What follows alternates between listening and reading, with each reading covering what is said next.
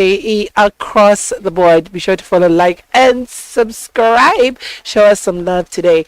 Today is all about something that we haven't done in a very long time, and that's just getting into the social aspects of music, the social aspects of hip hop.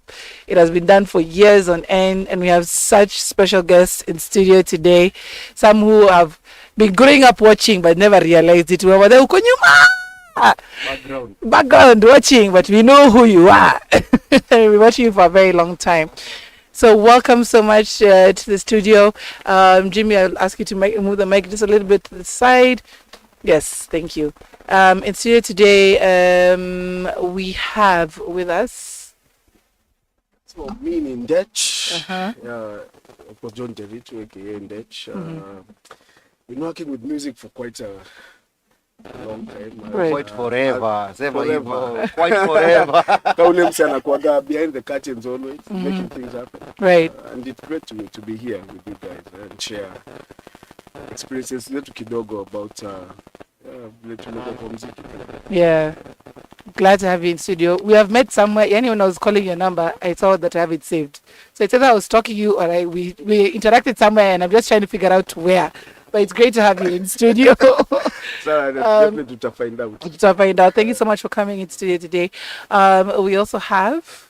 Yeah, me naitwa Dongi Githuku, band leader, Field Marshals Band. I'm an artivist. I use music. I use art for change, for activism. Yes. And that's how artivism. Yes. Activism. Now, you are one person I grew up watching from the time I was a teenager, okay? Whoa. You're the person I was talking about. Okay. Days of Kwani. Kwani, yes. Used to come on strong on stage. You used to have a slogan to your poems. Always had a slogan that would always repeat. And I was trying to remember which one it was. I remember the most. Let us remember not to forget. Remember. That's the one. Yes, that's the one. Yes, that remember. Now you remember. Yes, now I remember. Yeah. It was always so iconic. Watching you on stage because you had such a presence. Aeons ago. Man. Yes, that is how far back we have followed your career. So Jirongi was telling me you're coming to studio. I was so excited. I was like, man. Yeah, Jirongi. Always the plug.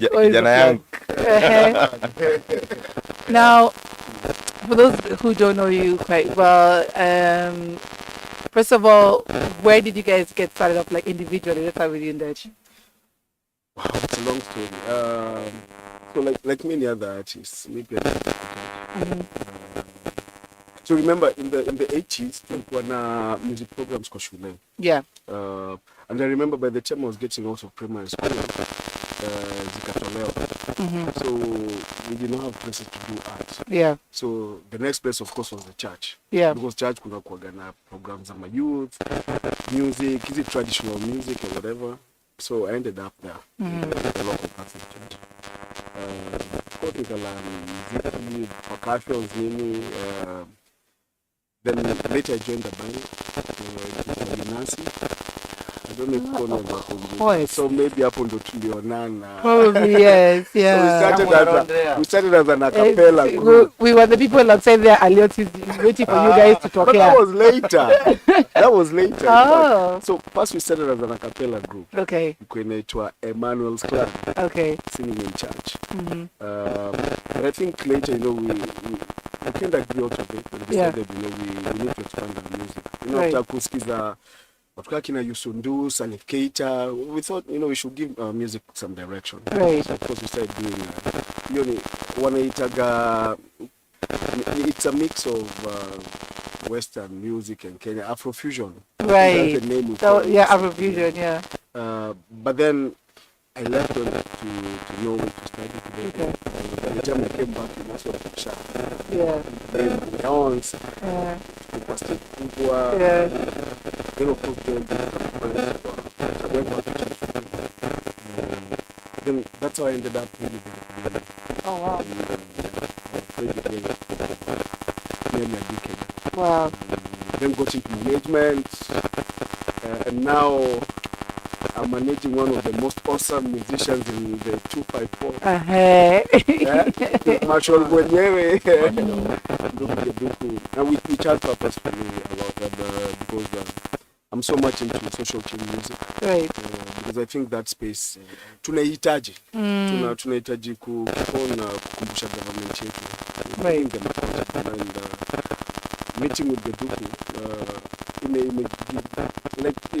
renew tena. Right. So in brief, it's a long story. But, Yeah. In brief, that's it. So you now you got into the let's say like Bob Marley, renewing of your mind, renewing of your now the music you are concentrating on. What got you to now that point of now getting to the point of now social activism, social through music and through the arts? Wow. So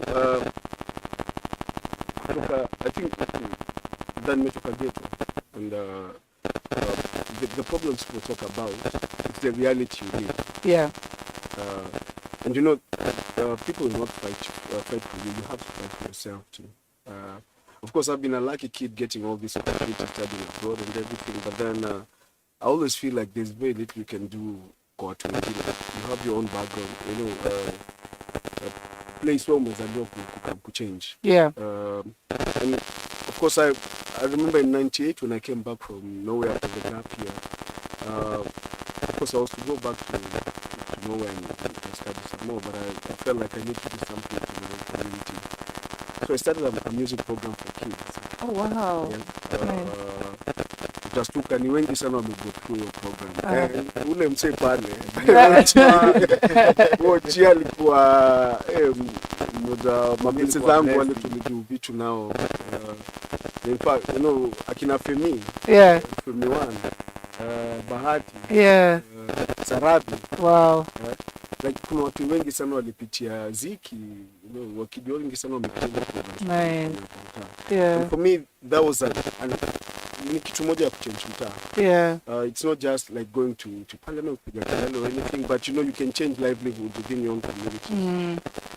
Yeah, and that they can get into activism and yeah, then niko hadi hapo hadi sasa hivi. Amazing. Mimi mtu akanikuuliza hivi Nerito kwa sababu you know mimi nimekili na wase wengi wa mtaani, watu wanadu mavitu maisha nini, but kulikuwa tuna kitu different na wewe. You didn't care about it, bro. Ulikuwa tu no, for real, bro.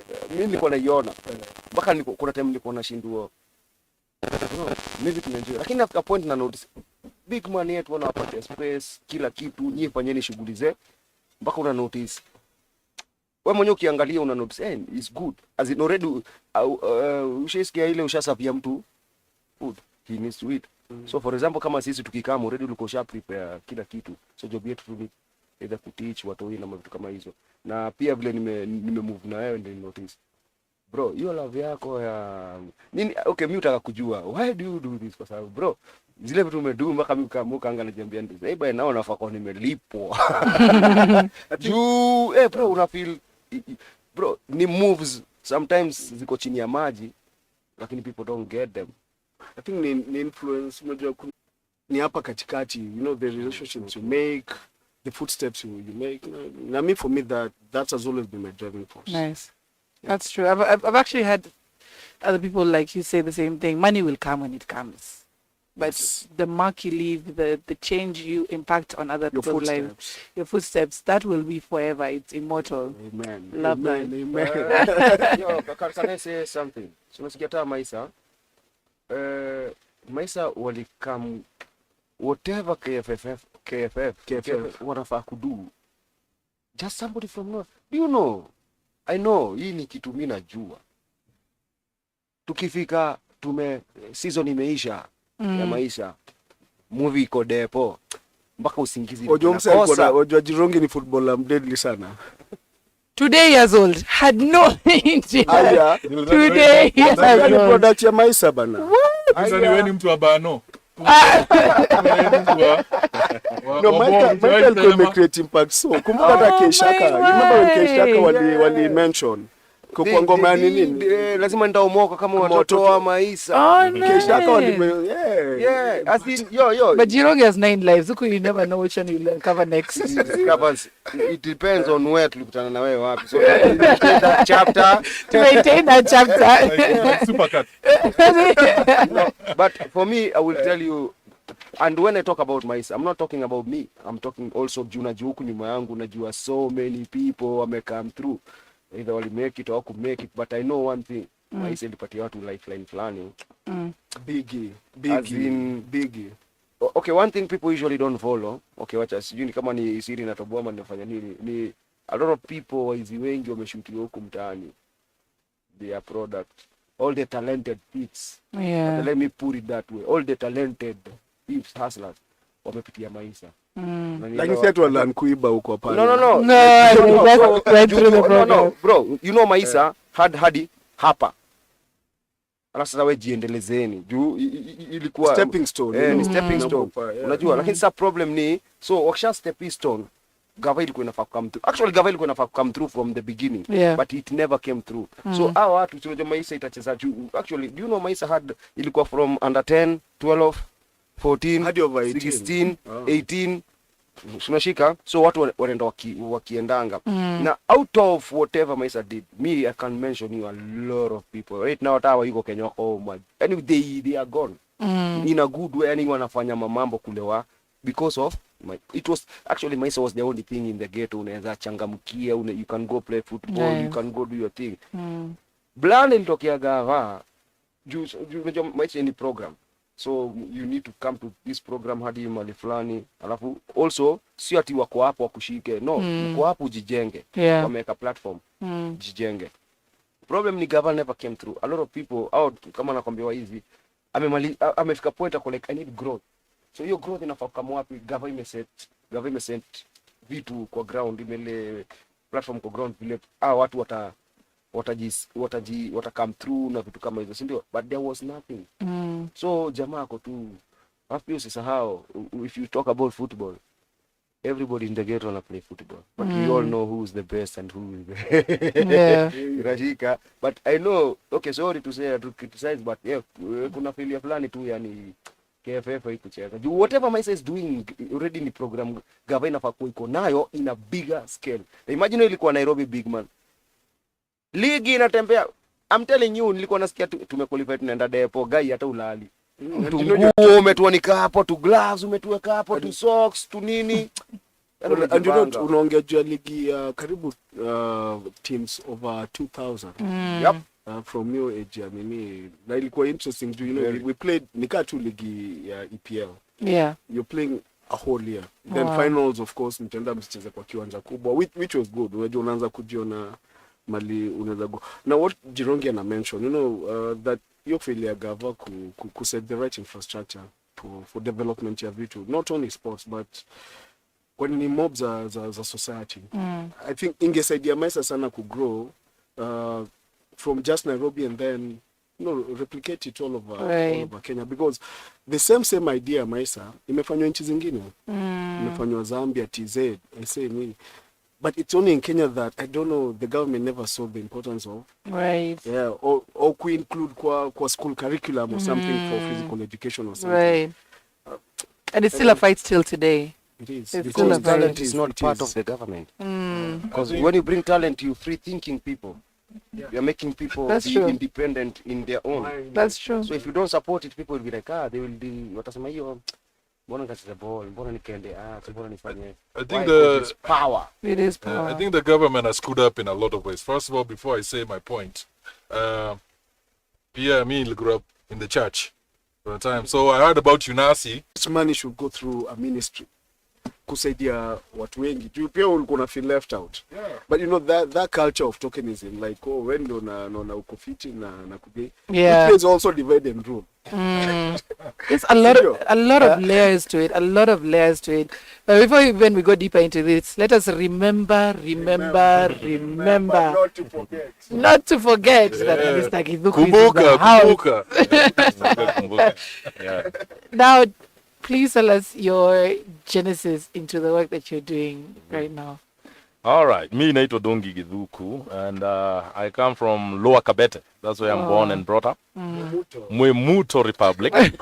We have declared it a republic because Mwemuto is a very nice village where people always get together to get things done. Right. Nasikia hapa mkiongea juu ya gava, sisi ndio hatujui gava.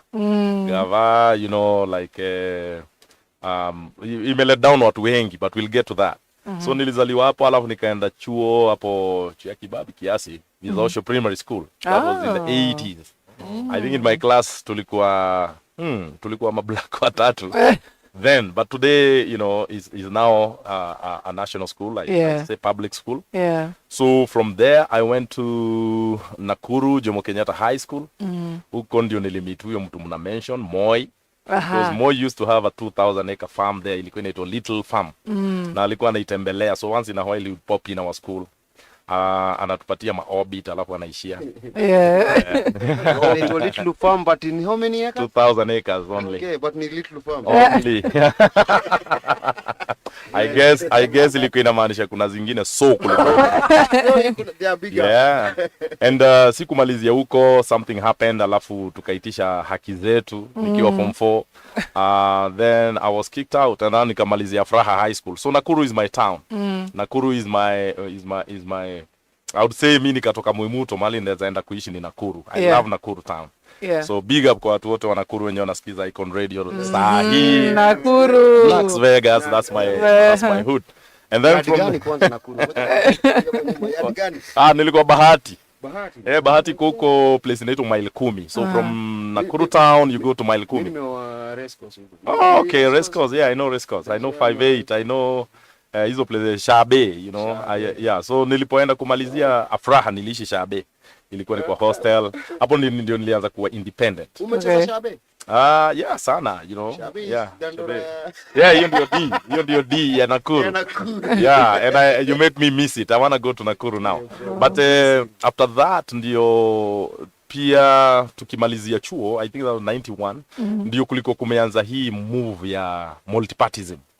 Like politics, kina Matiba, kina the other dude was kina Kalonzo was ule alikuwa mayor wa Nairobi kitambo. Ule alipita na chain.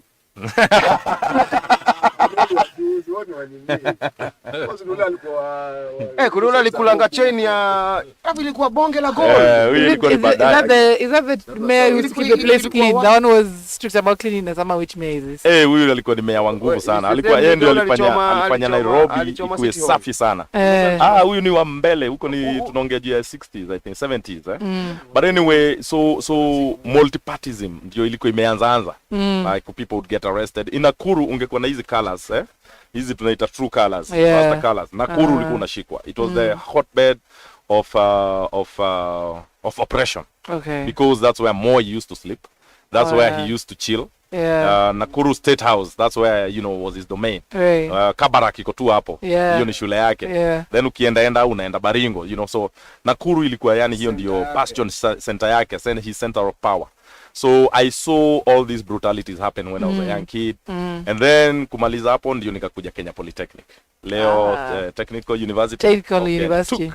So wakati wetu haikuwa uni, lakini ilikuwa ni big time. You know, Kenya Polytechnic ilikuwa na jina. So that's why I studied. Mimi ni printer by profession. Naweza kuchapisha hizi mapana zote ndakamu ni job, you know. Please, we have work for you. Yeah, like graphic design. So hapo ndio nilisomea. And within that time nikiwa Kenya Polytechnic, ndio sasa kukawa na kitu inaitwa Mothers of Political Prisoners. Moi alikuwa amefunga watu wengi sana. Because of airing your views, you are arrested. Others went to exile. Walikuwa Dar es Salaam, wengine walikuwa Canada, wengine walikuwa Sweden. Wengine wajairudi mpaka saa hii. Walienda Norway. Walienda sasa wakaanza you know, life. Ukianza life tena huwezi hata mambo ikichange home inakuwa ni ngumu kurudi. The families of people like Mukaru Ng'ang'a, Mwandairo Muganga, you know, wao walikuwa Sweden. And up to now, some of these families are still in exile. But from there ndio nilijoin hawa Mothers of Political Prisoners at the Freedom Corner. Na Wangari Maathai ndio alikuwa kiongozi wetu. Yeye ndio alikuwa anatuonyesha njia.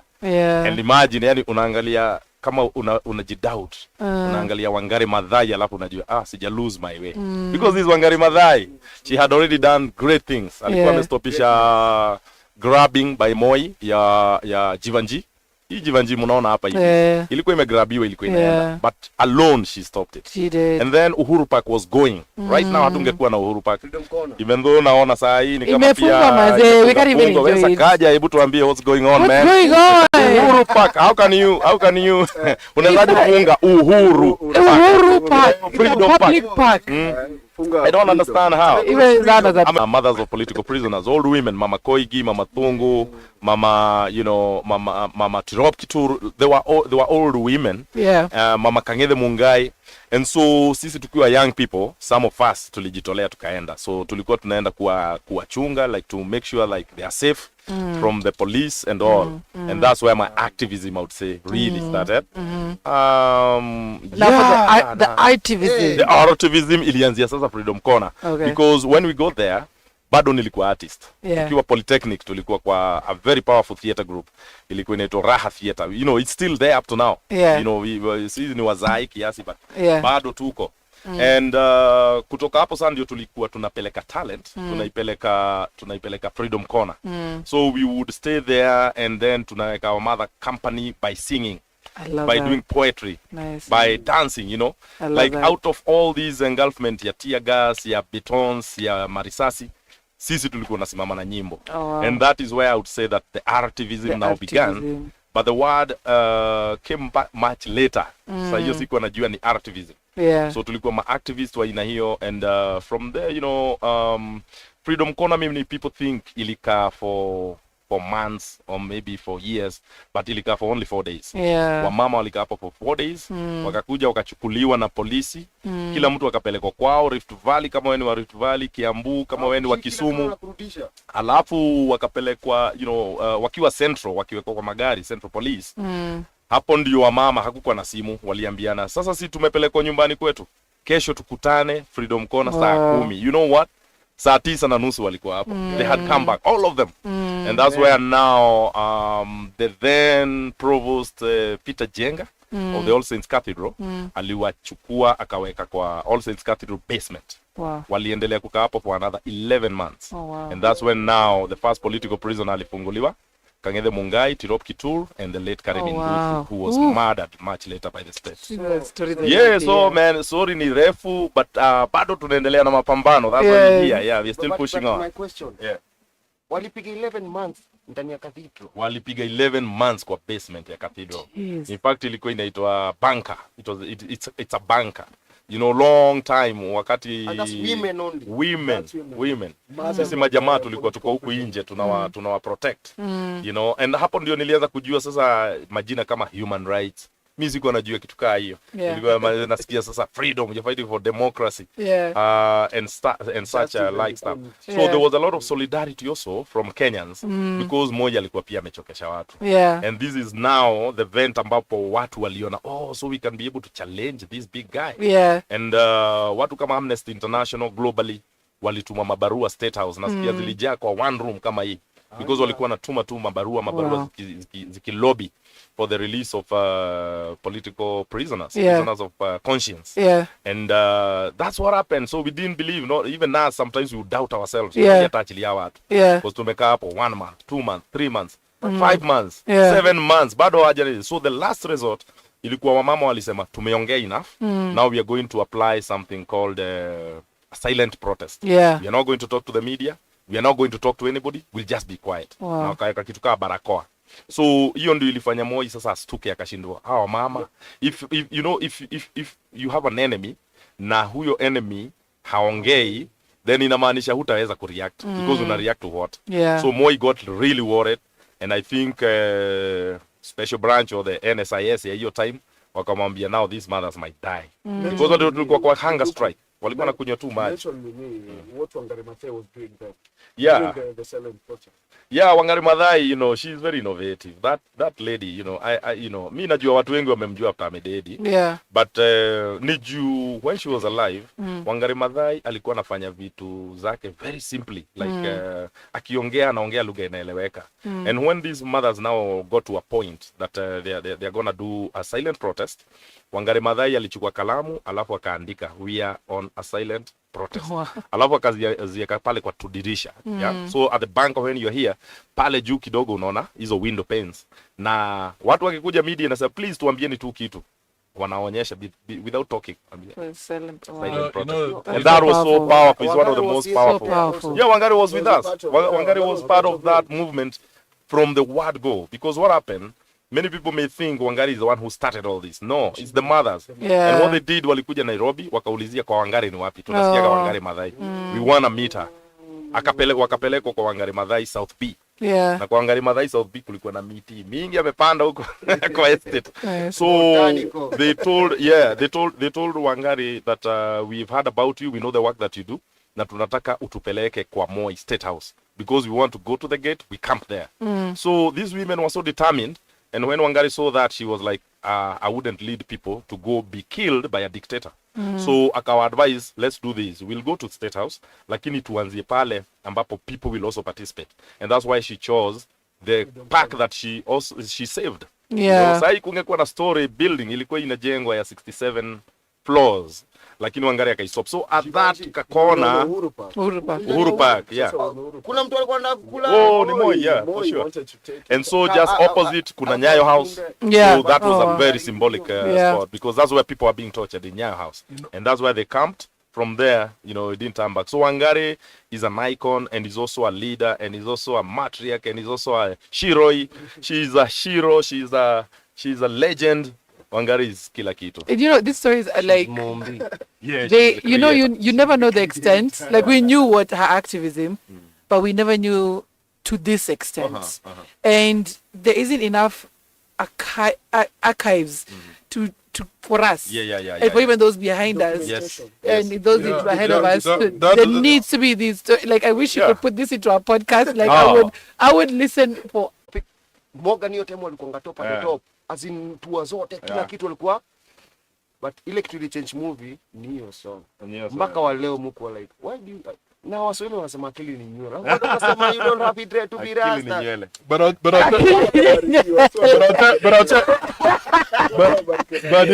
ninakwambia Morgan nilimtoa kidogo. funny enough nakwambia hivi like back I think it was in 90 there was when multi-party was coming up. I remember I was in Rusinga school that time, and you know Rusinga school is next to Kangware. So all this tear gas was falling into the school. So they had to close the school early, I remember, and there was riots everywhere. But you see the thing that I want to, and I brought this thing a lot of times, what Myra just said, what the rest of you have just said. There is no documentation. There's nothing that we can watch. Even there's other people passed away, you know, Dr. Uko, Hezekiah Yugi, you know, but that stuff has all been silenced. Yeah, and we need it to come out because if us as Kenyans, we don't even know our own history, what will the generations behind us do about it? Exactly. So I need us to just take a small break. I did like this is too much. Like I said, this is why we increase the hours like by an hour to get to 1 p.m. because the stories are just never enough. So let's take a short break. We have your music with us as well, which I was listening to yesterday. Thank you. Yes, which we have to play, and more hip hop music as well. Let's take a short break. If you guys have any questions or comments to this conversation, be sure to hit us up on the Icon Radio KE YouTube comments where we are live, and also our WhatsApp number that's +254 788 380030. We'll be back after this.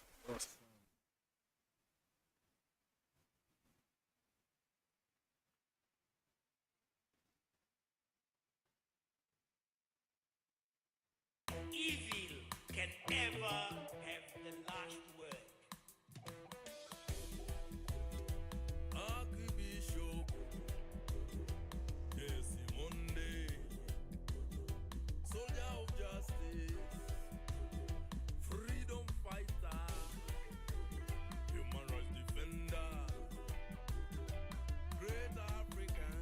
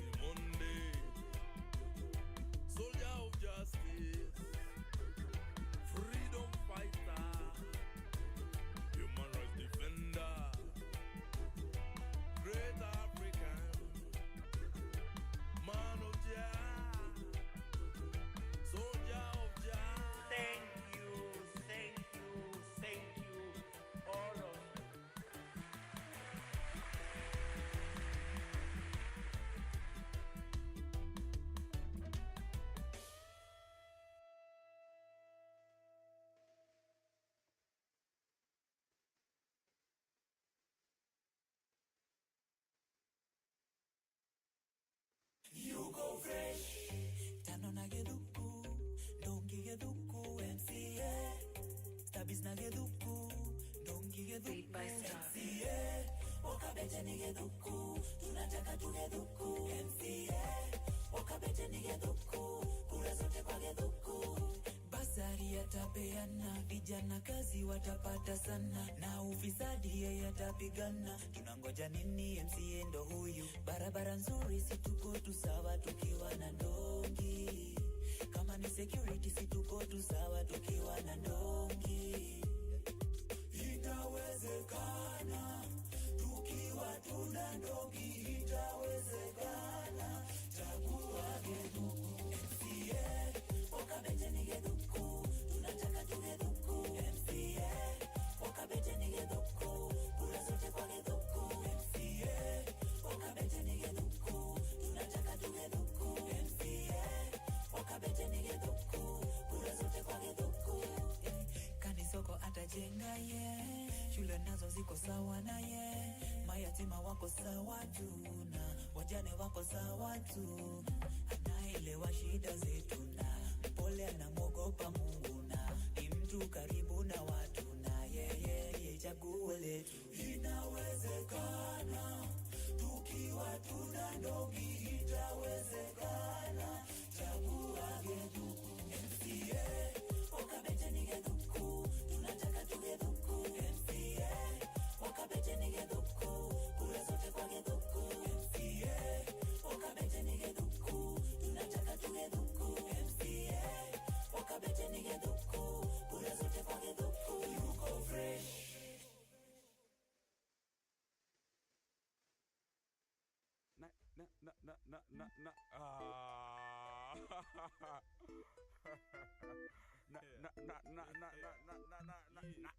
Tuanze tena. New shit. Mandugu digital ndani ya beatmaker. Yeah. Go flani. Mama. Yeah. Siki mshiki, hino, mnatafuta ndoto za kijasa kushika kisigino. Tiko, si ready kusaka tisho. Gomba ile bamba na madema kazo. Dosa, huta puzo. Omba jicho. Gomba ile pache samni. Na roba, punja muli. Angalia vile na kama kutoka Dandora mpaka Dar es Salaam, kuna wachumba kwa nyumba, rumba ni chupa ya kichwa,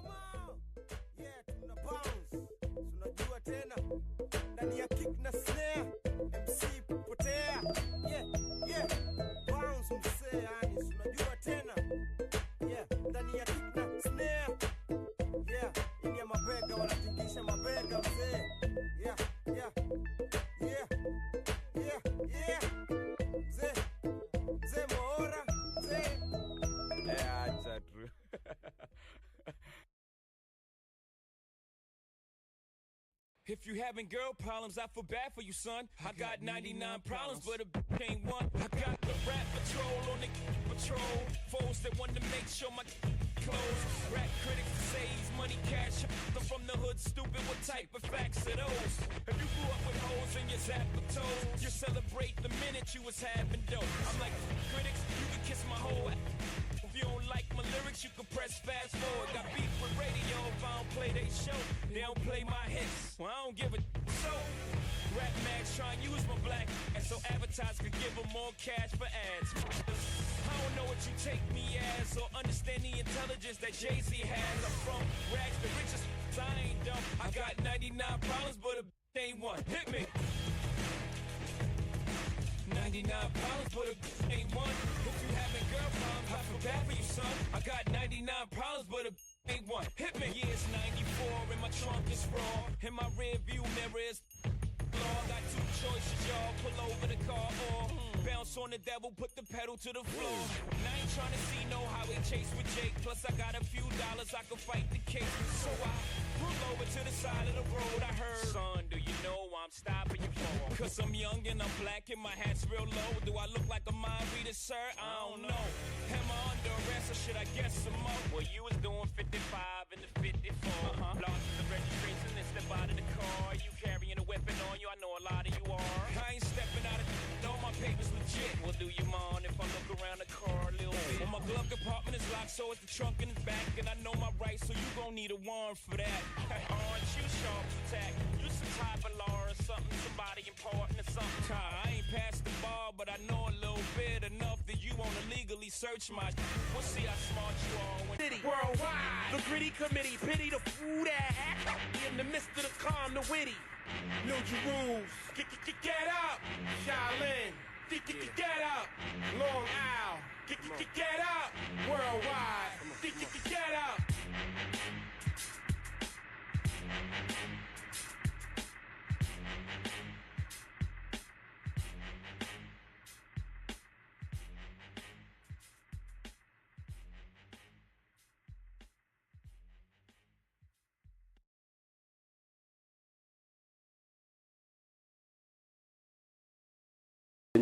Harakati usipime jirongize kwa the mic them there again de tuko na mzee mzima hapo yeah, as a beat maker, not the beat taker. 10 fingers in the air. Usipime. That's how we representing today. Raise them up. Yeah, the vote. Usipime. Alafu tuko na mzee mzima hapo anaitwa Ndeche aka Nderito. Ama Nderito aka Ndeche. Bado mimi nakujua Ndeche. Big up. Legendary. Hey, bro, kabla tungoe mzee mzima bujimalizie kujianika. Hapa and big up to all the fans. It's been a long time, you know, kushare. Yeah, man. Na mina best yangu Githuku, of course, we are happy to be here to share the little we know about our industry and also our country. Blessed. Ndio. Blessed. Tujumuike pamoja ama vipi? 100. Mzee mzima. Yeah, don't Githuku hapa. Yeah, wengine wananiita Field Marshal. Marshal mwenyewe. Tunasukuma sasa hivi. Yeah, man. Na Field Marshal the real one ndio huyu hapa tunamuona. Huyu ndiye amepatia inspiration ya kufanya what we are doing with the band, with the music, with the art, Dedan Kimathi himself, because that's where the legacy ya Kenya tunajua imebariwa kwa ground huko Kamiti. You know, we are still trying to get the remains of Dedan Kimathi from the grounds of Kamiti. You know, we have to give him a state burial. We have to give him a decent burial. Because huyu alikuwa na 42, man. Alikuwa kijana, alikuwa so they took him, walijua huyu, you know, alikuwa ndio the first prime minister. Hiyo ni story ya tupeagwi. When he was in the war in the forest, the Mau walikuwa wamejichagulia. Wakasema kwamba huyu ndio prime minister wetu. Yeah. So they all wanaenda na story ya president? No, walikuwa wameanza tu na hiyo ya prime minister, because unakumbuka hata Kenyatta alipoingia alikuwa prime minister. Yeah. And then now kwa hiyo transition ndio mambo sasa ikachange ikakuwa ni president kwa sababu ya katiba. So unakuwa prime minister before tu sasa tuende legally sasa ndio tuende legally. Alafu tulikuwa tunatumia I think hizo sheria za mkoloni. Up to now unaona Sunak wa UK yeye ni prime minister. So I guess hiyo ndio tulikuwa tunaifuatilia. Juzi pia mzee anaitwa George Galloway George Galloway amechukua amewin nini Rochadale ama kitu kama hiyo, mpaka mzee Sunak mwenyewe, alafu yeye vile alishinda his first word ilikuanga this for Gaza. Sunak akago crazy. He can change everything. Exactly. So mzee Sunak anachukua masharti zake kutoka wapi? Well, all I know is that Sunak ndio roots zake ni Muhindi from India. Actually akona roots kutoka Kenya. I know. Because his grandfather was here. So lakini amewekwa pale hivi, hakuna kitu anaweza fanya tuseme ati sababu yeye ni Sunak. So ni kama puppet demde. Bado yuko pale kwa imperialism, Like when you look at the msimamo ambayo ako nayo ya Palestine. We in the field marshals, see tuko pande ya Palestine. Because Palestine ni land yao inachukuliwa. The same way British walikam kuchukua land yetu. So when you say that there is a war in Gaza or in the Middle East, hakuna war iko hapo. It is an occupier ambayo inaitwa Israel inaenda kuchukua land ya watu wanaitwa Palestinians. So those who are fighting against the occupation are the Mau-Maus of Palestine. Those are the people who Dedan Kimathi walikuwa wakifight hapa. Ndio wao wanafight huko kwao, So Sunak ni mtu ambaye ana support hiyo war ya Israel. Tukiongea kuhusu story, the Mau-Mau who made all these leaders be leaders. They were still walikuwa wamesetiwa kama bado Mau-Mau is a terrorist organization. Mpaka maybe vile Kibaki alikam through. Yes, we had to lobby.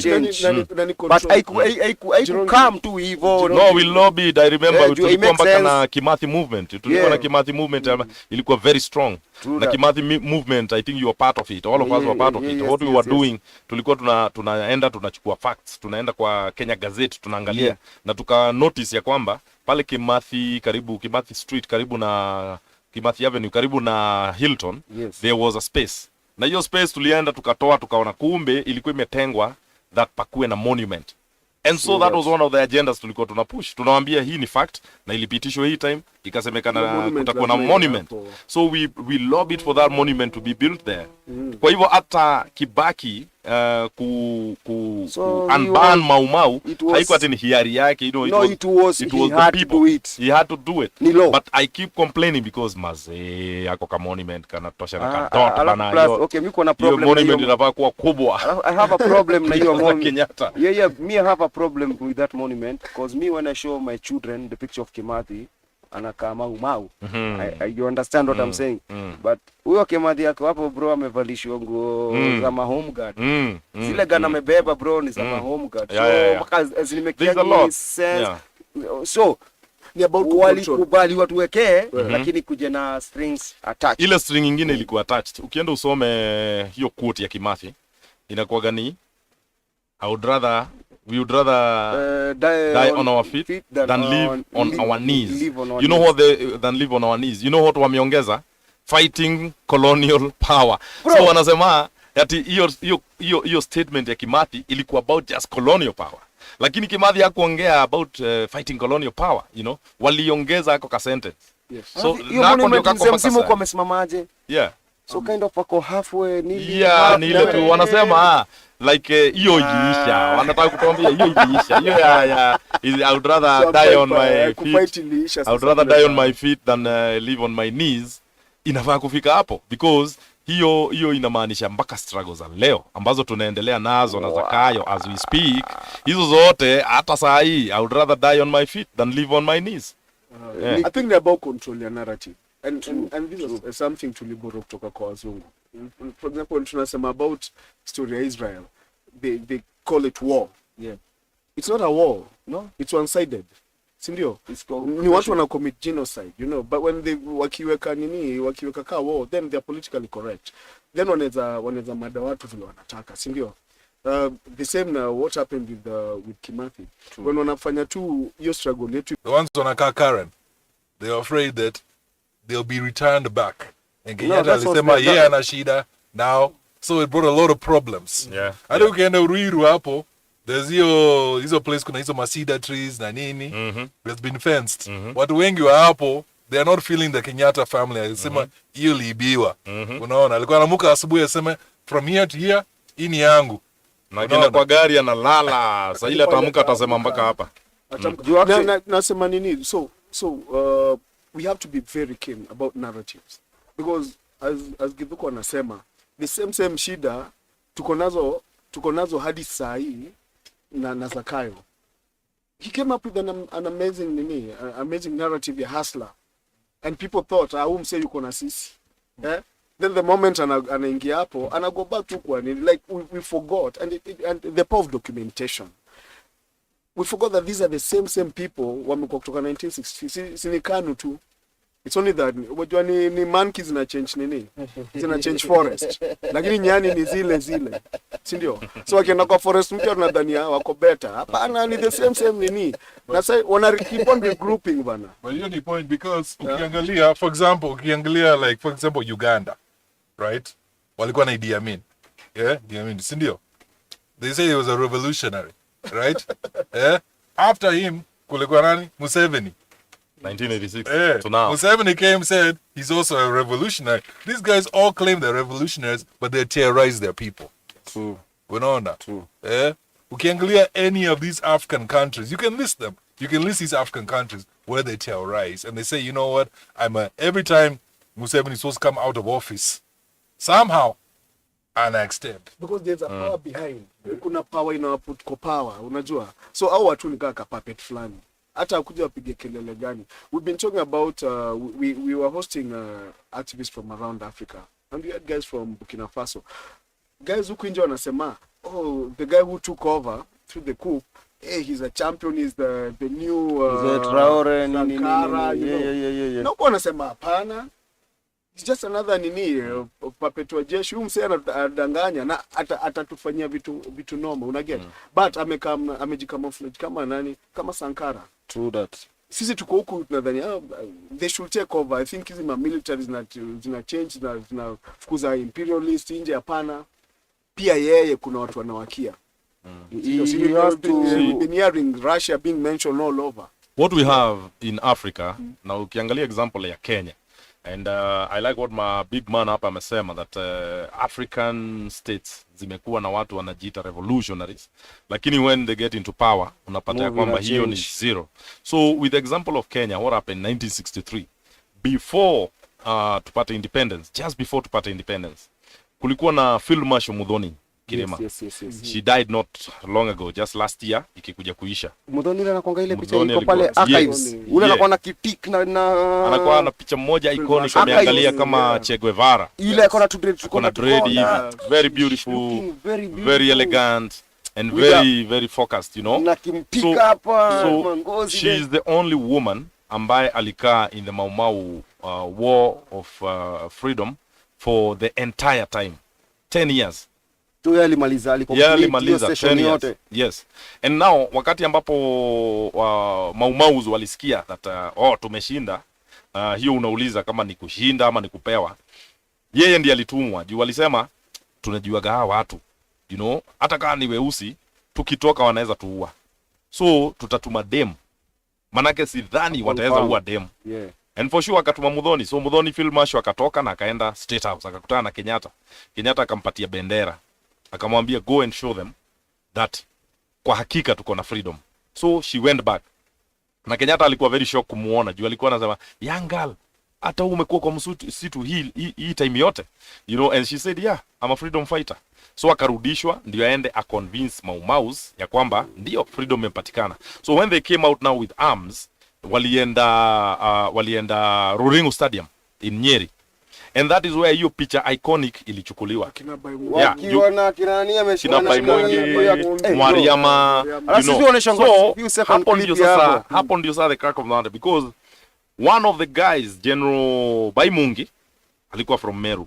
Alipotokea, alikuja akaangalia, akaona situation, akaona haiko vile ambapo alikuwa na expect. So what he did, akasema, if this is the land ambao mnatupatia na tumekaa forest this time yote fighting, sacrificing for this country, then my friend, I'm going back to the forest. And he went back to the forest. Yeah, sasa hiyo tuko na independence. He went back to the forest, na huko ndio Kenyatta alimhunt down, and then he was killed. Na alipokiliwa alizungushwa Meru ndio watu waone this is what we are going to do to you. No, goja kidogo. Hebu nishikanishie hiyo story ya Bai Mungu na ile Meru Stadium. The massacre in the Meru Stadium. Yeah. The massacre in the Meru Stadium. You know, there's a lot of history ambayo hatujaanza kupekua. Hatujaanza kuambiwa. Exactly. So many people were killed, eh? Okay. Sorry. Yeah. We need a book. Nikuulize, sorry. Inakonga ukweli hiyo story mzee mzima kutoka Kapenguria, alitoka na mablaka hii. Jumraia ile watu walikuwa na notice. Wewe umepeana. Is it a true story ama inakonga imbo? The story of Kenyatta is interesting because Kenyatta wewe wale umetusnitch. Baba nasikia angali tokanga. Alafu lakini mimi najuanga mzee Kenyatta kilili happen. Watu waliuza mbosho, mbuzi, ng'ombe. Ndio achangefea. Kulanda majuu alienda kupari. Yeah, alienda kupari. Like yeah, that's what happened. Na sisi tunamgoja huko tulete ilipe. Bana. Jamaa kapiga simu ya ngapi huko? Alienda ku represent. Ndio mpaka alioa. Alioa mlami. I mean si ati ni mbaya kuoa mlami, but the thing is ulienda kwa mtoto wa oppressor bana. Alafu umetumwa kwa huyo oppressor, alafu unaoa mtoto wake, you know, una chiluko. And the person ambaye alidiscover anaitwa Bildad Kagia, freedom fighter. Yeye ndiye alidiscover because he went for the Second World War. Na ziliko inside na time ambayo Kenyatta alikuwa huko. So Kenyatta instead of staying for about 1 month ndiye arudi, alika 15 years. Alikuwa aende kamwezi. Alikuwa ameenda tu kamwezi. Siku represent arudi. Arudi na result. Bro mimi najua mpaka fake inatosha ilibidi apande boat. Yeah man, lakini aliregister to fight for the Second World War with the aim of looking for Kenyatta. So alienda yake kwa discovery. Alienda kumtafuta. Alimpata Scotland. Si ni movie. Yeah, movie of course. Yeah. Na Kagia alimpata akiwa gardener kwa huyo Sonko. Yeah, in Glasgow. So alienda kamuuliza man, wewe ndio tulituma. What happened? Pause bro. Yaipendana Kenyatta tangu kidogo. Ndio sababu alikuwa amewekwa in the periphery, ndio alikuwa anajua siri zote. Na hata walipoenda Kapenguria walikuwa na yeye. Nani alianza NYS? Hiyo JM. NYS kuna huyu jamaa. No, but kuna walileta maula alisurrender. Alikuwa anaitwa huyu alishikwa alafu akapeana kila mtu. Alipeana kila mtu. Si Kago alikuwa ni urban guerrilla na but kulikuwa na Kago alikuwa ni fighter mmoja sana. Mwingine wa around hapa Nyeri I think Muranga alipeana kila mtu. Alishikwa akaambiwa ni aje cheza. Bro na vile kwa government ya Kenyatta ndio alianzisha NYS. Yeah.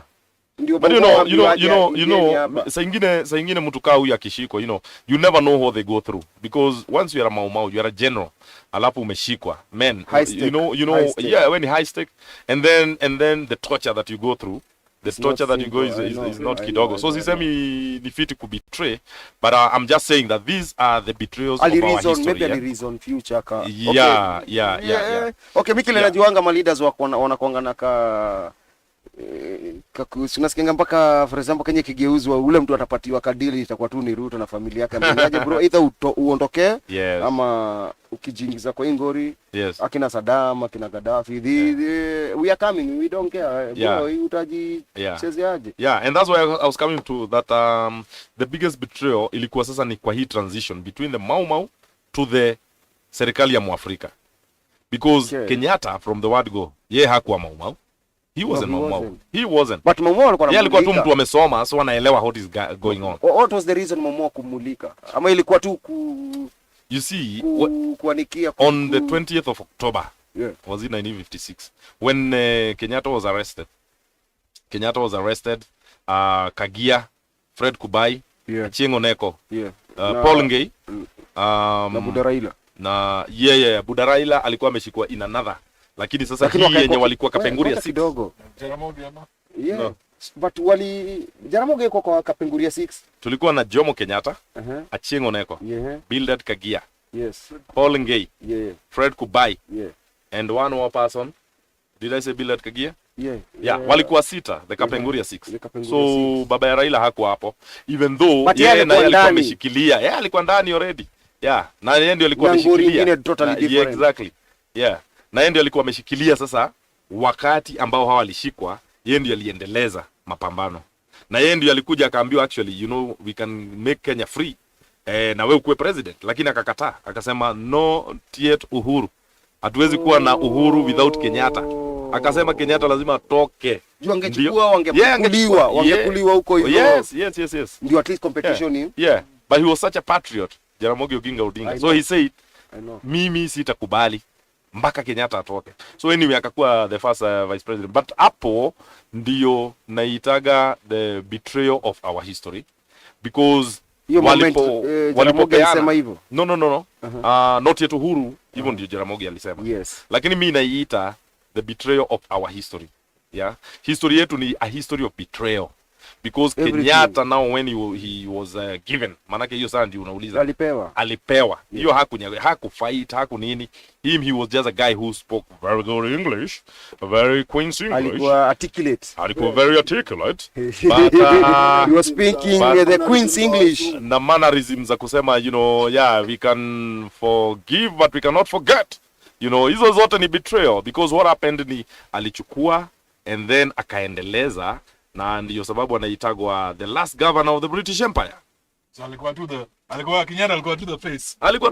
Na alikuwa wa kuendeleza. Aliendeleza Kenyatta alikuwa anaitangwa Jomo Kenyatta aka the last governor of the British Empire. I say so and I repeat again. He was one of them. The last governor of the British Empire. The only thing is that he was black. Lakini aliendeleza interest za Waingereza up to leo zinatukula. Everything. Bro, mimi watu wanashanganga watu kusema tulikuwa na freedom, na hiyo time wakati parliament ilienda in session. Bro, ndani ya parliament ya Kenya unaona walami, lakini unashinda independence imetoka wapi? Yeah. Mimi kitu kingine uniboni alikuwa anaitwa Mr. Shaw. Yeah, sure. Ni mlami lakini aliua watu wetu sana. Alafu alikuwa anaua anybody. Extrajudicial killings zilifanyika, and one of the biggest people aliua ni JM Karaoke 1975 March. He was juzi last week tulikuwa tuna commemorate. He was in that movie. He's the guy who actually was commandeering wale ambao walikuwa wana torture JM, because JM was tortured in King Carpet House hapa hivi CBD. Okay, kuna ile story ilitokea I think ni 2-5 years ago. Yule jamaa alisema JM ameitwa, si yule mkubwa wa GSU akamleta Ben Gedhi. That's the true story. Huyo jamaa alisema, pale ili ni bamba ni huyo jamaa aliwaambia, unajua huyo jamaa ni maumau. So we have to JM was a maumau. Yeah, JM was a maumau. Alafu unajua watu wajuange ukiitwa maumau inamaanisha nini? Inamaanisha huyu hapana tambua, hapana jua na ndadedi na nyinyi. Yes, actually wali fight sana in Carpet House. Before hizo mashots. And what he knew all these people. So alikuwa anauliza nini mnaniuliza, what is wrong? Why don't you just tell me? Unapeana na machizi wako wote wako hapo. Mabest wako ndio wanakupeana. So when he was fighting hapo ndio walimshoot mkono. Kumshoot mkono, then wakaanza kuona ala ni kama tumemess. So wakaanza kumchapa. So ilikuwa muite umuongeleshe. But there was a call that was made to state. Yes. Hizi ni stories zinafaa tunasema, I think kuna books zinafaa ziandikwe, kuna movie tunafaa tufanye. Mingi. Hata movie. Kuna simu ilipigwa status na I think there was a call. Ni aje umse tumemess tufanye aje. Unajua vile mtu upigia mdozi unasema kuna ka problem kadogo kametokea. Tufanye aje bana. Tufanye aje. Tumeoverdo. Jumina I know Moya alikuwa amesema don't touch. Huko. No, I mean JM ilikuwa imesemekana JM Kenyatta ilikuwa don't touch him. Don't. Yes. Yo, kwa sababu when you look bad for you is bad for you. When you look at the history, shapigwa ridhe. Sasa when you look at the cake already mmekunja tuikule ama kule hao. Tunataka birthday. Exactly. When you look at the history ya relationship between Kenyatta and JM, walikuwa marafiki sana. And JM alikuwa private secretary wa Kenyatta after independence. I mean after he was released from prison. After Jomo was released. Talk about JM was... Yeah, he was a very sharp guy. Na kuna book yake, I mean Maumau Detainee. If you catch a copy, then read, you'll see. Where will we find them? You can get it at Ukombozi Library. Squeezy. Ukombozi Library, yeah. Oh, kuna library. There was a banning of books around before. Yeah. Hazikuwa. So Ukombozi Library is a library iko pale karibu na Lillian Towers tu hapo. Kuna mahali wanauzaga mataya za gari hapo. Kingsway Moto. Before utokeleze Alliance. Kingsway Moto. Piga chuo Alliance. Kuna library Kingsway station. Can I just say kwa hiyo daraja inaenda theater ama Central Police, badala ya kupanda hiyo ukienda university, badala ya kupanda huko juu unapiga left. Can I say ukipiga left hapo hivi kwa mataya. So Ukombozi ni independent library. Na ni archive moja poa sana. So kuna books mingi sana hata watu wamepublish wenyewe. Zimewekwa hapa, it's about history ya Kenya. So if you really want to catch history poa ya Kenya, hata ni Africa as a whole. Visit Ukombozi library. The archive moja. They have stocked all the books that were banned during the Kenyatta Moi time. Kwa sababu zile books zote za underground. Hiyo ndio tema freedom writers walikuwa wamecome through ile 100%. Unajua Kenya bado ukienda kwa publishers wengine kuna books wezi kupublishia. And it's too expensive also. Too expensive, ama the content is not friendly to powers na whatever. But I wanna help you kupublish vitabu. So utapata story mob sana za hata matukio sasa. So busy tukipata time Ukombozi labda check it out. But hiyo kitu nashangaa about the last governor. The the British Empire. The British Empire. Sijaisikia hiyo story. Anaitwa Johnston Kamau. Kuna msee alisema kwa shule ya masnitch kwa dunia, Kenya ndio the best student. Anything inataka kutraiwa out na imperialists. Inatraiwa go Kenya. Na Kenya siwa number 1 always kwa nini? Kwa hiyo in Kenya mimi ndakam niseme, we calligraph, you have been flowing one style for 10 years. When you hater. Wewe si nini? Wewe hata bro, I just said truth as in I've been to simplify it. No, but you know what tunamaanisha is like Kenya, for an example tunasema from your time to independence to take two story ya Kenyatta, that whatever Kenyatta alimekiwa kukua, that was used as an example. Na kwa nchi zingine zote juu kicheki nchi zote zile zilipata independence after Kenya, model ilikuwa imemodeliwa behind nini Kenya. Hata sasa tunaona na Zakayo, si ndio? Darling wa IMF, si ndio? IMF wana try taxation nini regimes na whatever, na wananika ina happen, then what will they do?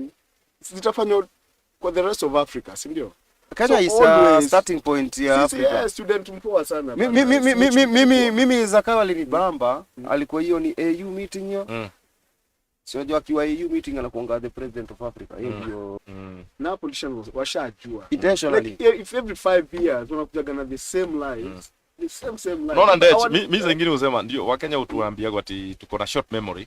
Sasa nyingine mimi wagi against that. Because hizo stories zote tunaongea ni memory. It's all about memory. It is a struggle. Ulikuwa unasema remember not to forget. Remember not to forget. Exactly. What we have in Kenya is hivyo umesema. That hapa ndio dump site ya kila kitu foreign. Kila kitu imperialism. Kila kitu ambayo ni ya kuexploit the other African countries na third world. Because inatestiwa hapa juu hapa kuna vitu ambao logistically zinawezesha kuonyesha hiyo divide and rule ya Africa vile inaweza fanyika. But what we have in Kenya is tunaekea vitu mingi sana bana. Like so many things. Leo ukisikia kuna mtu amegrab land, kesho unasikia kuna mwingine amegrab KICC. KICC sasa inauzwa. So unaachana na hii land unaenda kwa station. Ndio man. Machakos bus station. Mwache kulisa kitu. Kenya pipeline inauzwa. Sasa hii hatuongei kuihusu kwa nini? Kwa sababu there is another scandal going on. You see. So we don't forget. I think Kenyans don't forget. What happens is that we are piled up with so many things, and this is the time now to correct. But let me ask you, before we dissect, ushagongona ingine. Before uliona jana what happened? Watu sasa hivi waongea juu ya KICC na Kenya pipeline, wanaongea juu ya Cheche Wanjiro. Jesus is a live ministry, is dead. You know, imegrabiwa. Inagrabiwa. Imeenda. Na huyo ni mtu wao. Bro. So, don't forget to remember. Ati Jesus alive ministry is dead. Alive. Jesus is alive. Imedead. Kanisa ya mama. Kenya. Na yeye ndiye alikuwa campaigner mkubwa kabisa wa UDA. Wanafaa kuwa governor. Yeye ndio Kagege number 1, you know. So they are eating their own. You see? Oh, so wamemaliza kukura. Wamemaliza, whatever was remaining for us. Sasa wanakula. No, they, among themselves. Alafu watukujie proper sasa. Don't know what kagege means. What is a Kagege? No, I wanted to ask you to explain. What is a kagege? Kabla hata tufike kwa Kagege, you know there's a time nani Michael Joseph, when he was the boss of Safaricom, he said about Kenyans being very peculiar people. Na tukazusha sana. You know, we are people who get excited very fast. Sawa, na siwa watu wa moment. Hii kitu ndio inafanyika saa hii. Tutaacha kila kitu. Then another, and politicians know that. Wanajua watafanya hii leo. Sorry, Githeri man ililetwa too much because ya uptown. Sorry. Walishanga kuna mtu na Githeri kwa karatasi ya nailo number for me is so normal. And that's why muitu tunazikulanga hizi hivyo so uptown wako like guy. So na got na guy na paper bag ya Githeri. Sorry big man. Juzi bwana mkubwa amesema watarepossess land zote za nini? Za government any land acquired illegally. Yeah. Oh, ka Weston. Thank you. Like Weston Primary. Unajua hiyo kwa boarding school fiti sana. Iko na kitchen, iko na rooms, iko na AC. I think you know what I'm saying is uko nipatia sakaja tu Weston Secondary School ama Weston Primary. Because in Yalangata Road Primary, everybody knows that. Weston Primary School. Weston Primary School. And you know what? Me, I'm okay with everything that is going on. Hallelujah. I'm happy with everything that is going on. Na watu wache kupanic. Wakenya mwache kupanic. Because ukikuwa na president ambaye ana grab vitu, na ukikuwa na president ambaye anauza public assets, mwache auze. Because power is obsolete. Hata kaa hapo forever. The only thing we need to do ni kuwekaga kalamu na karatasi. Unasema hii ni grab, hii iliuzwa, hii ilifanyika. Let them sell everything. Wacha wauze mpaka lami, wacha wauze mpaka barabara zetu, wacha wauze mpaka house zetu, wacha wauze kila kitu. But hao tuko na risiti. Wataenda kotini peke yao. Ukienda kwa kizimba utaenda peke yao. One thing people don't know, one thing people don't know, Mau used to account for every ant, even mpaka imekiliwa. Leave alone ng'ombe, leave alone land, leave alone people. Mau used to account. Hizo documents zilikuwa zinawekwa na Karari Njama. He's still alive. But let me ask you this. Let me ask you this one. He's still alive. Sorry. Do you know there was a time, you know Wanori Kahi? Ametoka England. You know Wanori wants to do a movie about Mau. For your time, need a time, you know, you understand your time to see tusiseme mengi. So alitoka England akakam. So before you do a movie you have to do research, ndio. He went to England alafu akakam. So tukiwa na yeye alinitolea mapepa fulani za Kimaumau. Do you know mimi nilirun away? Unadu nini na so ni zile mapepa zilichukulia nguo nini kulikuwa nikapelekwa UK hii mtu nasikia walikaa 2 weeks wakichukua papers and like Land Rover za magari na marori za mapepa zile Maumau ilikuwa ile cave ilikuwa ni Nyeri, ilikuwa inaitwa ilikuwa around somewhere in Mount Kenya and that is only one place. Kuna zingine mpaka wale watu juzi kwa wapi document. I know bro, Mau they never gave up everything. Hizi msitu zetu tukitembea bro, we can discover. Ni vile Kenya tuna hiyo culture kama ya walami, let's go discover this cave. Kwa hiyo cave moja tu ya Nyeri ili wachukua 3 weeks ama 2 weeks kutoa papers. Mau wa documenting kuku imeuliwa sawa ya nani? Ya Myra Maloba nini hiyo alikuwa anaishi hapa na hapa. And this guy alisema that Kenya, we should have allowed these white people to rule us. To stay longer. Because they give an example of South Africa. And South Africa has moved forward in life. You look at the country, it's blessed because the infrastructure of the country, because wazungu wako hapo. By the way, and this is I know even Red Indian are saying this Nani's brother. This Nani's brother who brought out the book, Obama's stepbrother. Nani Malik? Malik Obama.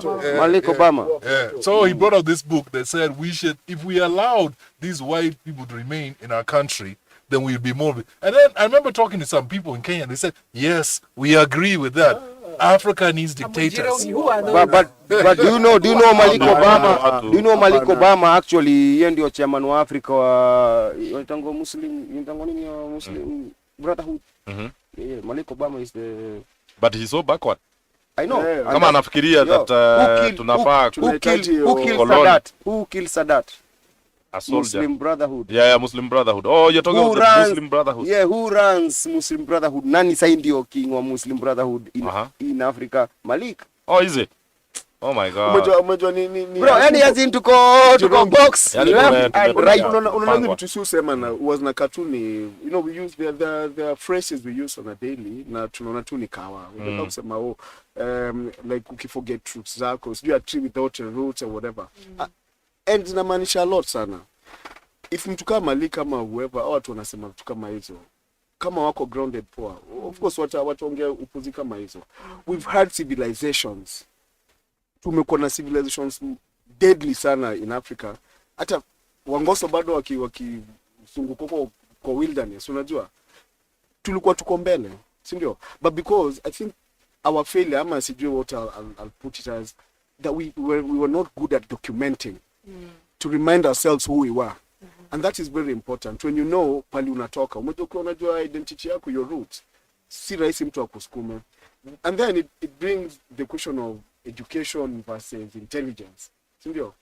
Where tunapinga ati mzungu alituletea education or whatever. Our forefathers were crazy, karibu tumiwa mbaya. They were amazing intelligent. Yeah. You know, when you can move a society from time flani to ingine, hadi pali imefika. Yeah. Me, I think we've had intelligent people all throughout. Tumekuwa na hizo civilization. So I don't think we need people from ati nje wakuja watuambie chochote. No. It's just tracing back. There's the impact now of music. I was listening to you guys' music yesterday. And I'll just take it back to the music. That is one of the best ways to document that is receding with time, unfortunately. Yes. The music that we have nowadays is not really telling the story and telling our story, just like yours is. How do we steer, as you guys being ahead of the game as you are right now, how do we steer our people back towards it's been done in South Africa. We know their history because of their music. It was told in our lullabies. It was told when we were growing up. Even songs of Baba Moi, they take us back to because patriotic songs. Exactly. So-called, yeah. Exactly. Now, how do you guys think we can steer back to that storytelling where now we can document through music and poems? Well, I think the first thing ambayo tunaweza fanya so that we go back to the music ambayo inatu chart the way forward politically ni kufanya political education. Like our people have to learn our history. Some of the things we are saying here sio sisi wote tunaijua. Kila mtu anajua bits and pieces. Lakini hapo ndio walianzia because walianzia kwa kudestroy historia yetu. Because depends on who tells your story ambayo itasikika na watu watabelieve. And that's why my brother here is talking about hiyo example ya South Africa. Na pia ya hapa that afadhali mkoloni angekaa. Oh my God. I think huyo ni mtu amepotea sana. Huyo ni mtu amepotea sana because anahitaji maombi mingi sana kama tumeface Mount Kenya, Mount Elgon, Mount zote so that tutoe hizo kasumba za salata za upumbao, you know, because once we have conscience ambayo haiko clear, then inamaanisha tutakuwa oppressed longer and longer. So for us to do music ambayo ni music mzuri ambayo inawapatia watu mwongozo where you need to go, lazima ukuwe na knowledge. Hiyo knowledge utaitoa wapi? In the books that we have, the syllabus ambayo tuko nazo kwa shule, hata wewe, hata mimi, hii history yote naongea hapa, mimi sikusoma kwa kitabu ya shule because kwa history, for example, walikuwa wanasema Mau Mau was a terrorist organization. Na tuligrow tukijua hivyo until later when you start reading Ngugi wa Thiong'o and Professor Maina wa Kenyati, Michere Mugo and the rest of the progressive academicians, that tukaanza kurealize tumekuwa tukifunzwa the wrong history. We talked to a teacher, a retired teacher, history teacher, Muzalendo Wahukara, who was teaching an Ngara girls. And Muzalendo, you know what she told us is, what she used to do, what she used to do was, akiwa mwalimu wa history, alikuwa anaingia class na vitabu mbili. Anaambia watoto wake, mimi nawasomesha hii ya serikali, mupite. Na hii ingine historia ukweli nawaambia ndio mushike. That's how she used to teach. Kuna ya kupita na kuna ya kushika. Na kuna ya kushika. So hii ya kupita nyinyi just cram. Lakini hii ingine ni historia ukweli na itakusaidia baadaye. And I'm sure those kids na yakakuwa ya maana. Mambo ambayo ni full of betrayal yanakuwa hiyo ndio the right way to go. Yeah, unapata ya kwamba even our names, because Ngugi is very passionate about names, unapata our names tunaona ya kwamba ni vizuri sana ukiwa na jina ya kizungu kuliko jina yako ya Kiafrika. We don't even like our own names. Nice. Yeah, you feel like the kizungu one sounds so nice. Richie. Remember Ngugi mwenyewe alikuwa anaitwa James. Yeah. Ngugi mwenyewe alikuwa anaitwa James, lakini alidrop hiyo jina. Na once ukidrop jina yako consciously, inamaanisha that wewe mwenyewe umejizindua mahali fulani ambao haukuwa. Okay? You are reborn. Yeah? And the biggest danger kwa normalize abnormalities ni kuonyesha ya kwamba that it's okay kuitwa hayo majina, na kama huna hiyo jina ya kizungu basi it is abnormal. That is a normalized abnormality. Number 2, kuna especially our women, African women. Na Ngugi anawatetea sana. If only you knew how Ngugi loves you. Woi. Ngugi anasema there is no way unaweza itwa Elizabeth Achieng Odongo. That's a name nimechukua tu. Ama uitwe Miriam Nyambura Njoroge. But ukiandika jina yako unaandika Miriam N. Njoroge. It means kwanza umeanza na jina ya kikoloni. Okay, umejicolonize kwa jina ya kwanza, alafu umejidot katikati, alafu umejipatriarchy mwisho. So as a woman you're not even a human being because umeitwa jina ya kikoloni ukajiita dot, alafu kule mwisho ukamalizia na patriarchy. So Ngugi is trying to liberate the minds of our fellow Africans here and in the diaspora so that tuweze kujua. Ukiwa na jina yako Maloba comes first. Yes. Exactly. The last one, examples of the normalized abnormalities ni uangalie place kama Ghana. When you go to Ghana, reverse hiyo normalized abnormality, we break down and recall that name. Uipatie Kwame Nkrumah International Airport. Or at least Santewa International Airport. Ni unajua nililand hapo. You land kwa okay, not the wrong airport, but the right airport with the wrong name. The only thing nakumbuka, the guy who brought chocolates, aitango Tete Shakwe. Do you know what they have named? And you know Ghana is associated with chocolate. Chocolate, for sure. Is it Ireland, Switzerland the way they without Ghana? Yes. Aitango Tete Shakwe. Yes. Do you know vile nilijua? I was living around there kuitango Lagoon, East Lagoon. So Kotaka iko tu just one street, one highway to. So Tete Shakwe ndo aliletanga back in the days. Wamempiga roundabout bro. Yes.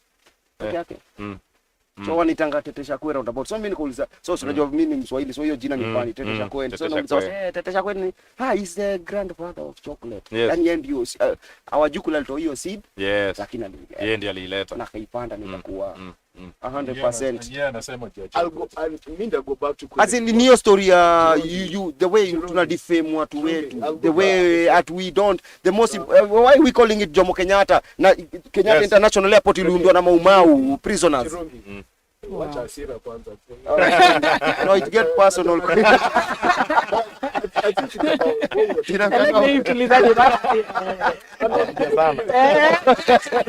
And I go back to that document.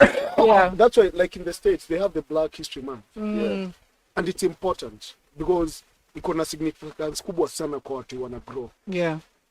I'm not saying we copy that, but tuko na avenues za kuteach. Unaona hii story tunaongea hapa, tuko na avenues nini ama tuna create platforms pale tunazoongelesha watu je historia tunajua. Because when we talk about create identity, watu kujijua, ni about hii history ukweli hii haifundishwi. Hiyo teacher alikuwa anafundisha wasichana Ngara. She was ule mwalimu wa Sarafina. Mrs. Masabuko, Wabukara is the Mrs. She's that person, you know, like we need to create platforms and avenues. I don't know how we'll do that, but we need we've given you a platform already. I think I don't know where we're discussing any further. I've already given you a platform. We said come and do your podcast, so come and do your podcast. So before we go on the break. The blood has a form. The blood has a form. So before we go on the break, we have comments, a lot of comments that we are coming in from YouTube. Angel says, keeping it locked. Thank you so much, Angel. Anne Lemayan says, command, hey, Anna's coming, and she said, command Ndungi, Githuku, lest we forget, tell them all about it so they will know their history. where they came from and where they are going. Amen, amen, amen. Santian Lemayan and Santi for keeping it locked. Yes, we also have Miriam Mutonga, who's over there. Fire emoji, gift try, and also fire emoji saying keeping it locked. Angel Lukunga, I think, mentioned one of the things that you guys were talking about. She was saying good stuff, so it must have been something or many of the things you guys were talking about. Nugi comes back and says, all right, you're the one who's commenting. And then we have Charles Thayro says, keeping it locked. Robert Wangai Salimika. All the way in the US. Robert, tumekuona sana, asante. Thank you so much for keeping it here. Angel comes back and says, wow, I hope Gen Z are keeping it locked. It's funny how they know very little about Kenyan history. We are here to educate. So this is one of those episodes that I absolutely love because of that. Wow. We have Garang Zalendo says yes, Majengo.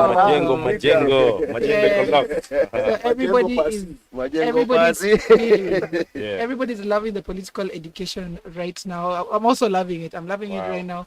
So we just take a short break. When we come back, we'll be going more into now the musicality of it and how better again to educate, because there's a lot still. There's a lot of education in this room to begin with, starting with the people who are sitting here. Malketsai has got nothing on you guys. Akuje tumfunze. Yes, publishers are here. So let's have a short break. I think we have more music from the field marshals that we need to listen to, and when we come back we'll be getting into more. I told you we extended by 1 hour for a reason. Wow. Let's go into the music, you guys. Amen.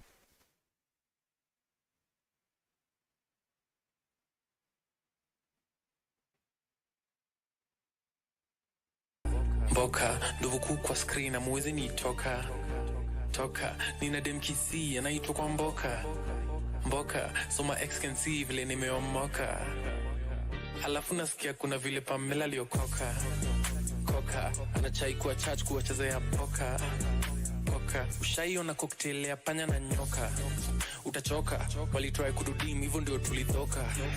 Ogopa chali yako kusiarbino unaringa akiwa layo ni mjinga, pishana na ndovu kupenki buda mi penki uwezi nipinga, msupa ni dinga nyuma ni kamzinga आपसे मिलकर खुशी हुई मेरा नाम हाथी के कला सिंगा pigwa tetanus kiume katwa dawa ya wembe ni moja tetanus vile wanawashwa mdomo ni mingi dungwa tetanus actually try kututest walijua hawawezi mess with us. Tulia nikupange pigwa tetanus kiume katwa dawa ya wembe ni moja tetanus vile wanawashwa mdomo ni mingi dungwa tetanus actually try kututest walijua hawawezi mess with us. Tulia nikupange pigwa. Hey, kiki sikupe itabidi ujitegemee, hawezi fika bei basi tuliza meheme, kuwaosha everyday amjawai tuleme, ushindi tunashindili. Hey, unashindwa ni jea, tunasonga mbele wamekula chea, wapike kelele but we never care, mziki ni tele siwezi potea, ndovu is here mtanisikia, niko hapa na pale siwezi ishia, wananipenda usikiwa kichia, ndovu ni kuu mia kwa mia, pigwa tetanus ati umekatwa dawa ya wembe ni moja tetanus vile wanawashwa mdomo ni mingi dungwa tetanus actually try kututest walijua hawawezi mess with us. Tulia nikupange pigwa tetanus ati umekatwa dawa ya wembe ni moja tetanus vile wanawashwa mdomo ni mingi dungwa tetanus actually try kututest walijua hawawezi mess with us. Tulia nikupange pigwa na muwezi ni toka yanaitwa kwa mboka vile nimeomoka, halafu nasikia kuna vile Pamela aliokoka akiwa layo shatu juu basi weka mkono juu. Yes you ndovu bado ni kuu.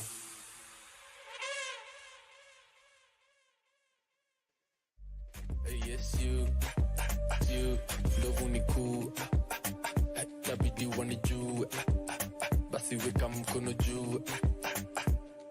Yes you na pull up nangali ya kalanguin kana fanyanga Safcom liko kasiku lakini kombato ni custom penga nalia mi napenda vile una love John. Baju sitaki kolona girl, please put your mask on. Nekwende tepa melo meza katembe. Anapenda lollipop, analamba kapele mende. Lazima kwe muka.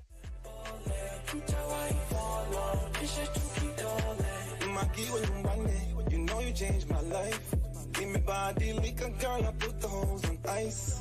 Maki when you tell me what's your price. I can make it rain, no baby, I can roll the dice. Maki when you ushanipandisha moyo, ukanipandisha baby, ulinitoa kwa soko. Maki when you I never quit smoking for you, but you know I'm gonna be loyal.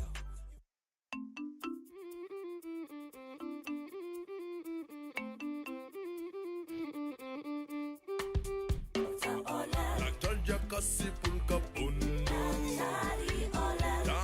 Tare muzalendo Fight against oppression Second liberation hero Nishujawa mapambano ulipenda Kenya ukafungwa jela Kwa kupenda nchi yako ukafungwa jela kamili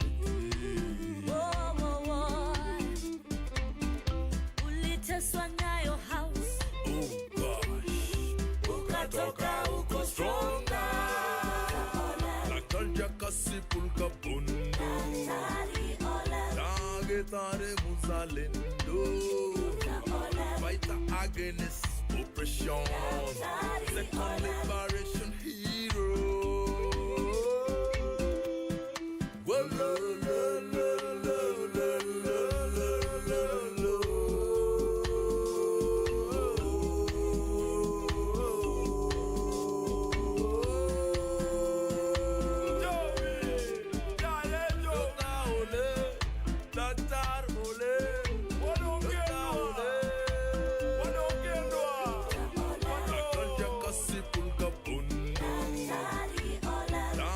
Tare muzalendo Fight against oppression Second liberation hero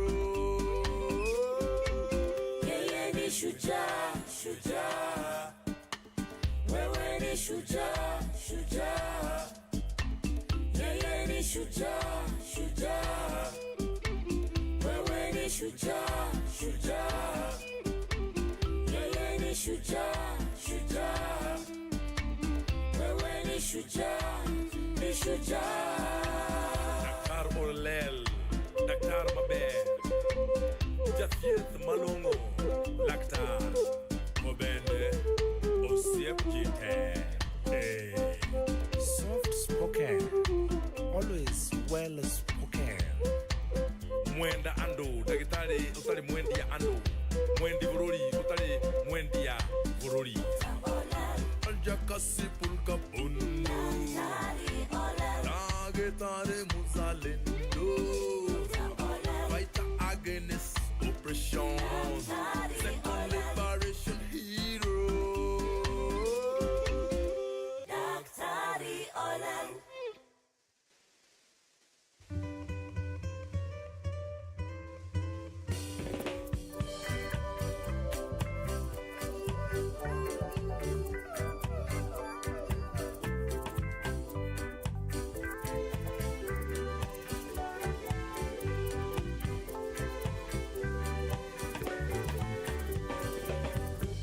na kupokonywa maisha na kutatuzuia sisi wananchi kunyakuwa uhuru wetu na haki ya jasho letu na haki ya jasho letu.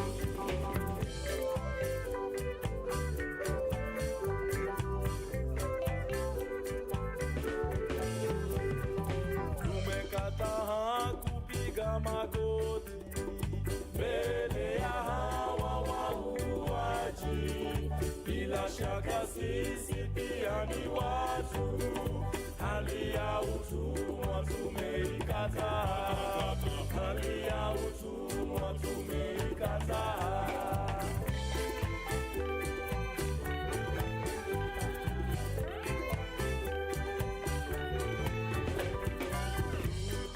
Kuwa mashamba yetu, tupiganie uhuru wetu, tuikomboe elimu yetu, utamaduni na viwanda vyetu, utamaduni na viwanda vyetu.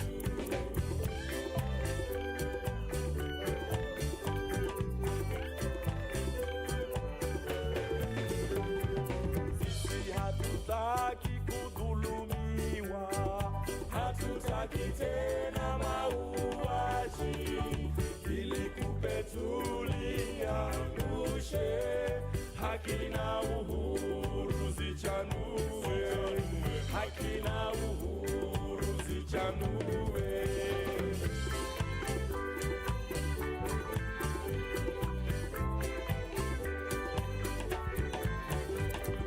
Na haki zetu Kenya, Kenya, na haki zetu wa Kenya, tupiganie mashamba yetu Kenya, Kenya, mashamba yetu wa Kenya, tupiganie katiba yetu Kenya, Kenya, katiba yetu wa Kenya, tutekeleze.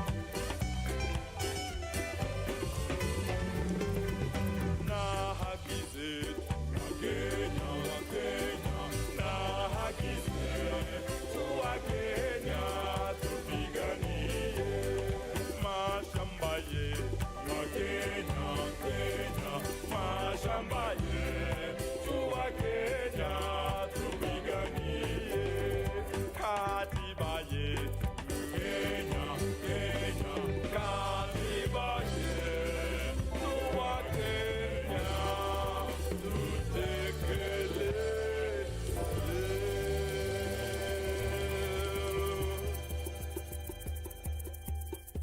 Ole yo!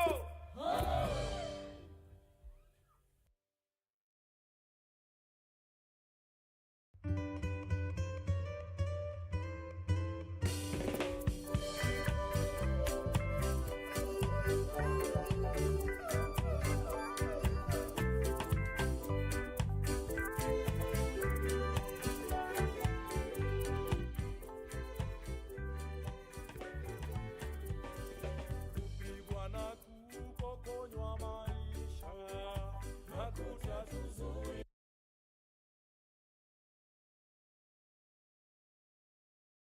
wetu.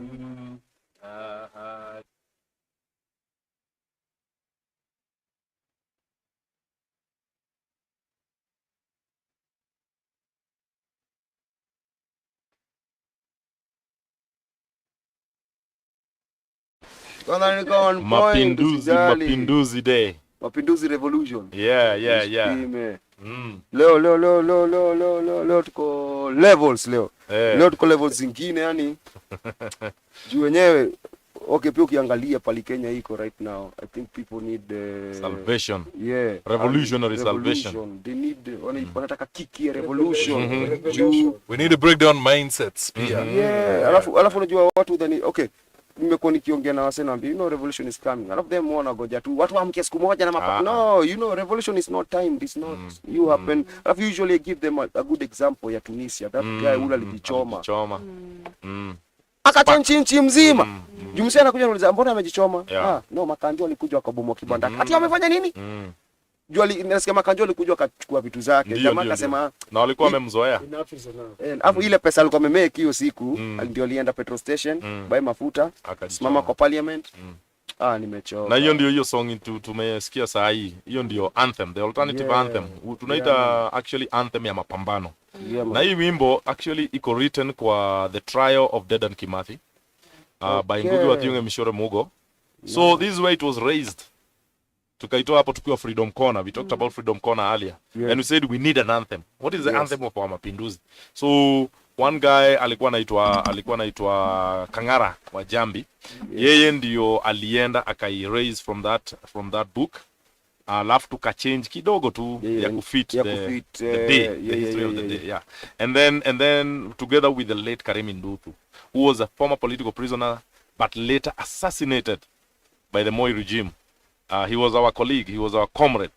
Hiyo ndio kifo mimi ishainiuma kuliko vifo zote ambazo zishaifanyika in this country. Reason is because they realized that he was the brains behind everything that we were doing.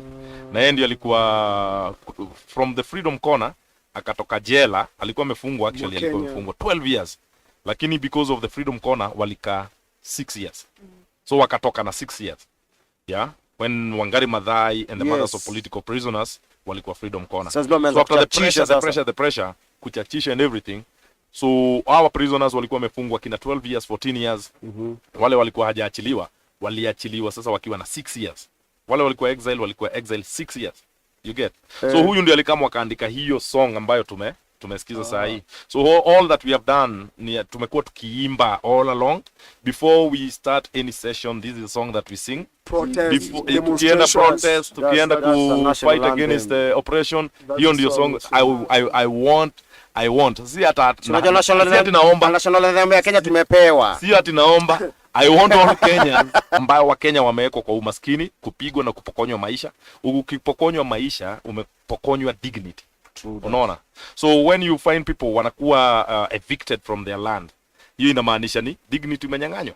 Watu ambao umenyimwa kazi. You know, people don't realize that ni right yako kukuwa na job. People don't realize.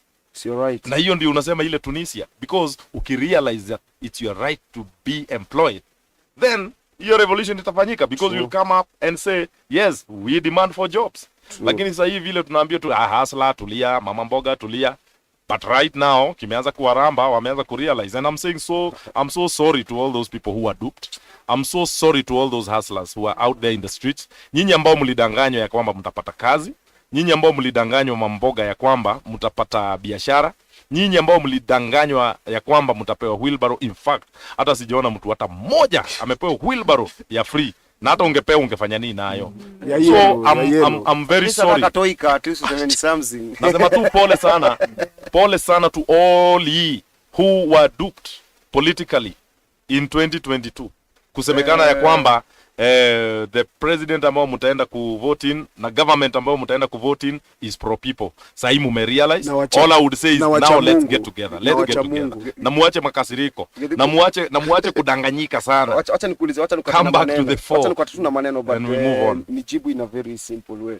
What do you think, because kumeanza debate, we need to separate state and religion? Well, what's your opinion about that? You see, Sijuzi mzee Benihina Melanda, KBC of the government. Na mi government ataje ni bei ya lunch, lakini imeleta mjamaa zime mpiga simu. It really depends according to me, yeah. Church and state. Because church wakati ambapo iko on the side of the people, yeah, tuko 100. Yeah. Lakini church sa ile imeenda bed with the government, tuko 0. So please, tokeni kwa hiyo bed. Yeah. It's not your bed. Just get out of it. Na muache kubetray watu, because tumewaforgive. Sincerely, I really think Kenyans tusha forgive watu wengi sana, including colonialists. Let's forgive all those who misled us, including the church leaders. Manake pia walidanganywa. Na kudanganywa ambao walifanya, lakini tusisahau.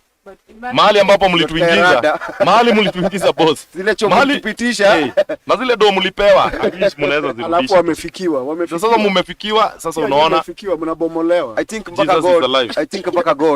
mpaka God the beginning ya hizo movies zote vile government iliingia, what was the biggest shocker? Wakristo wameua watu more than watu wamedidisha kahola out of hiyo. Okay, hii ilikuwa good example ya God anatuonesha you see the direction. Okay, sasa toki hapo kidogo naweza penda hivi, tunaweza shikanisha politics na music na arts, alafu unaweza penda kujua mbona Githuku hii ngoma yako si hit song. mbona uko na madredi wewe sio Nyasinski yako na madredi lakini mbona hii ngoma yako it's hard to question when it's in a radio station. It is our work now. Kazi kwetu. No. Atoka pale. No. Listen. Okay. So the question is refresh hivi. Wacha ni refresh hivi. Mbona mbara shike na hizo vitu mimi even I can't sit down na mtu wangu tusikize lakini tusisikize as in kitu inani grow mind.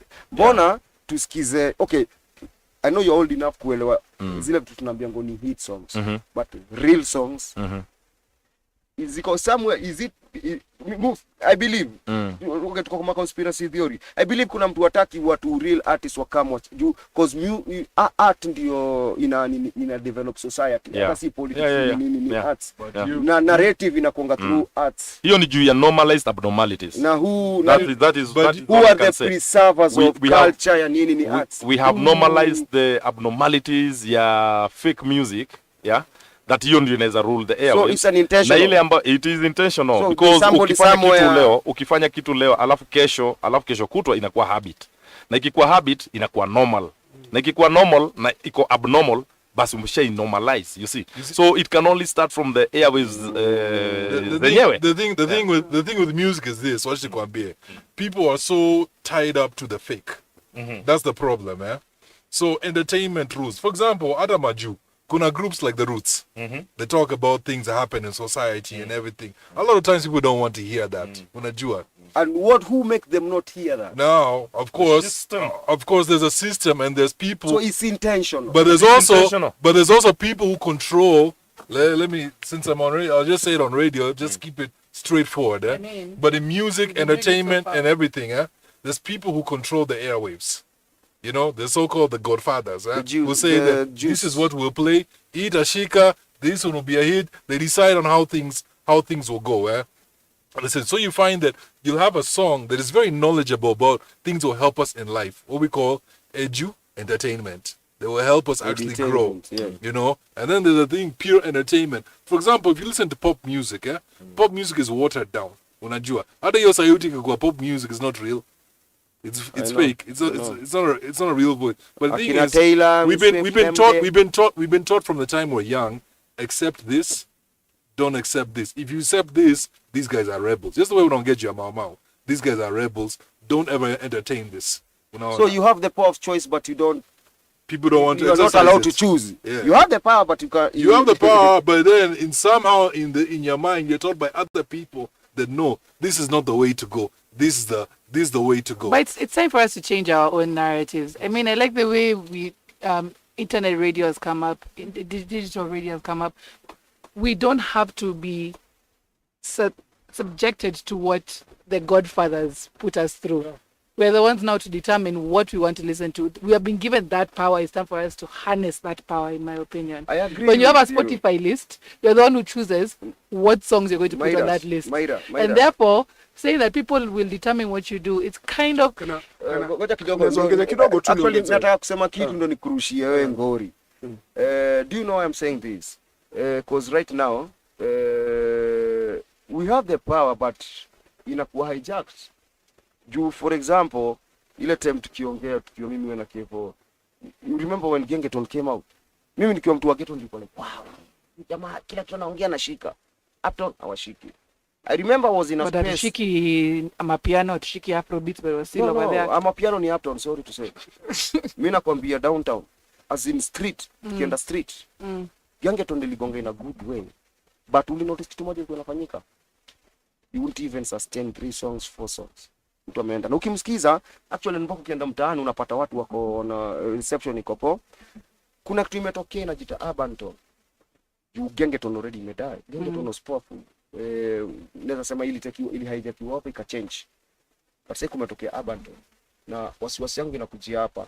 Hiyo ndio death ya Kenyan music. Why? Because you can't copyright ngoma ya mtu. So kumaanisha for me hiyo ni death because it won't go anywhere. So but ndio naulizaje, apart from kuuliza ni intentional ni nini, as in sometimes mtu akakujua na wewe Ndeche umekuwa kwa mchezo for long. So najua every oppressive government or regime is afraid of art. Yeah. Kuna power kwa money. Protest 5 years after independence. A song it kunaitwa Maema ni maruru. Onaleu maene maruru kumameshe nginya maweraine kumashana nginya twagima. And that's maruru tukunywake. The waters are bitter. That's a verse. 5 years after independence. It was banned. It's a verse from the Bible. When the Israelites came to this place and the waters were very bitter. Hii song iliandikwa hiyo ni 4-5 years after independence. Tulikuwa already tumeanza ku complain and we put our issues kwa muziki. And what did Kenyatta do? Hiyo muziki ilikuwa banned. They was pulled out of radio. Then a year or so later anaitwa aliandika ile poem Kenya Twendapi. Abdulatif Abdallah. Yes. Anaandika story about Kenya inaenda wapi. Akawa kwa jela. Kilio cha haki nayo. Suppression. Haki pia ilikuwa ni hivyo pia yale suppression ya nini ya Alamin Mazurui. Ni kitu imekuwa. And Moi ndiye alipigilia msumari ya mwisho when alisema muziki na any artistic nini subjects zilitolewa kwa nini kwa syllabus. He was controlling mpaka kwaya usipotaja Moi. Moi knew the power of music. So what he did, alichukua kina Dr. Arthur Kimoli, people who were actually music educationists, na akaunda kwaya ambazo zilikuwa zinamuimbia tunatenda mbele watu wote anaingawa jamhuri. All songs programming because music programs boyanyayo yatuongoza kwenda wapi, and they are enjoyable. But when you listen to the music, right the now message unaanza What kunotice. was the genre called? It was called patriotic songs. It was not genre, it was patriotic songs. I remember Ilikuwa talent. I remember there was that song ile lazima tuingia mka asubuhi imechezwa na kitu. Ilikuwa tangu nini hiyo wimbo mpaka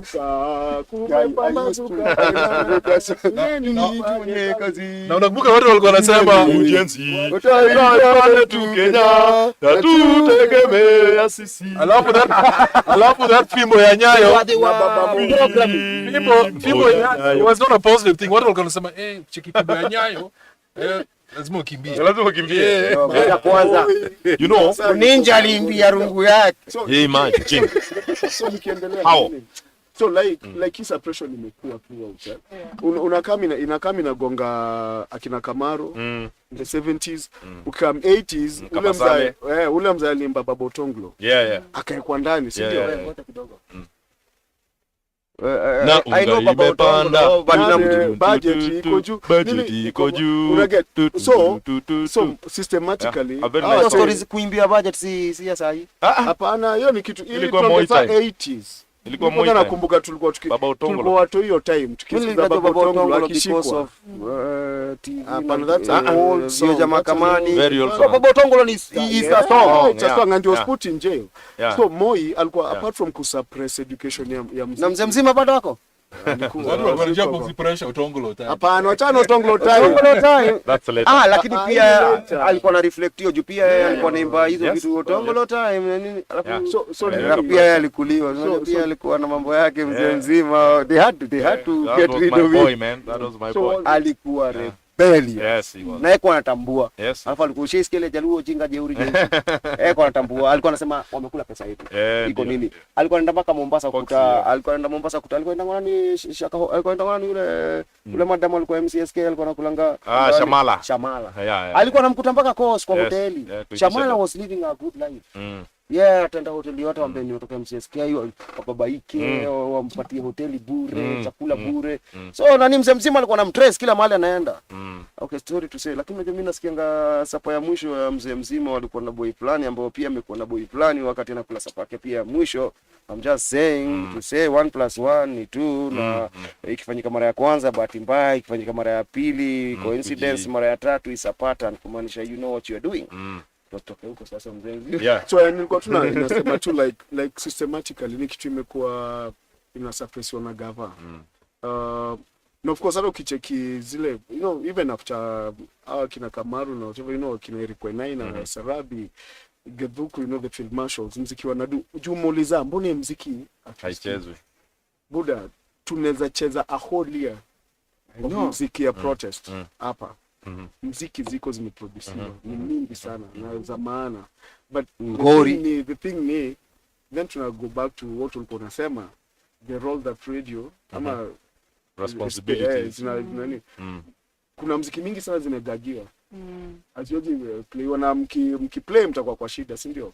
And I think tuna opportunities like you said that mziki inaweza come out. Juu mziki bado na produce hadi saa hii. 2 years ago during COVID we did 3 albums which were very specific to communities. Tulifanya album ya Maboy wa Dandora, tukafanya wase wa Mukuru kwa Jenga na vijana wa Kayole. About 2 shida zao local. Imagine hiyo ni album. Mara tujaguza Kenya. Hizi tu ni mtaa ndogo So hizi vitu ziko because shida ya Kenya apart from kuangalia tu hapo juu kwa womse wa kupanda mti ya shuke kwa mtaa kwanza na MCA kuna shida because system yote iko corrupted, si ndio? So me I think like tuko nasema apart from just documenting we need avenues to hizi malalamisho za wananchi wa nini juu si wote hatuwezi toshea kwa parliament. So ni use methods zingine to use the pen or the mic, you know, to also tell about our problems. Now I think tumepewa space sahi, si ndio?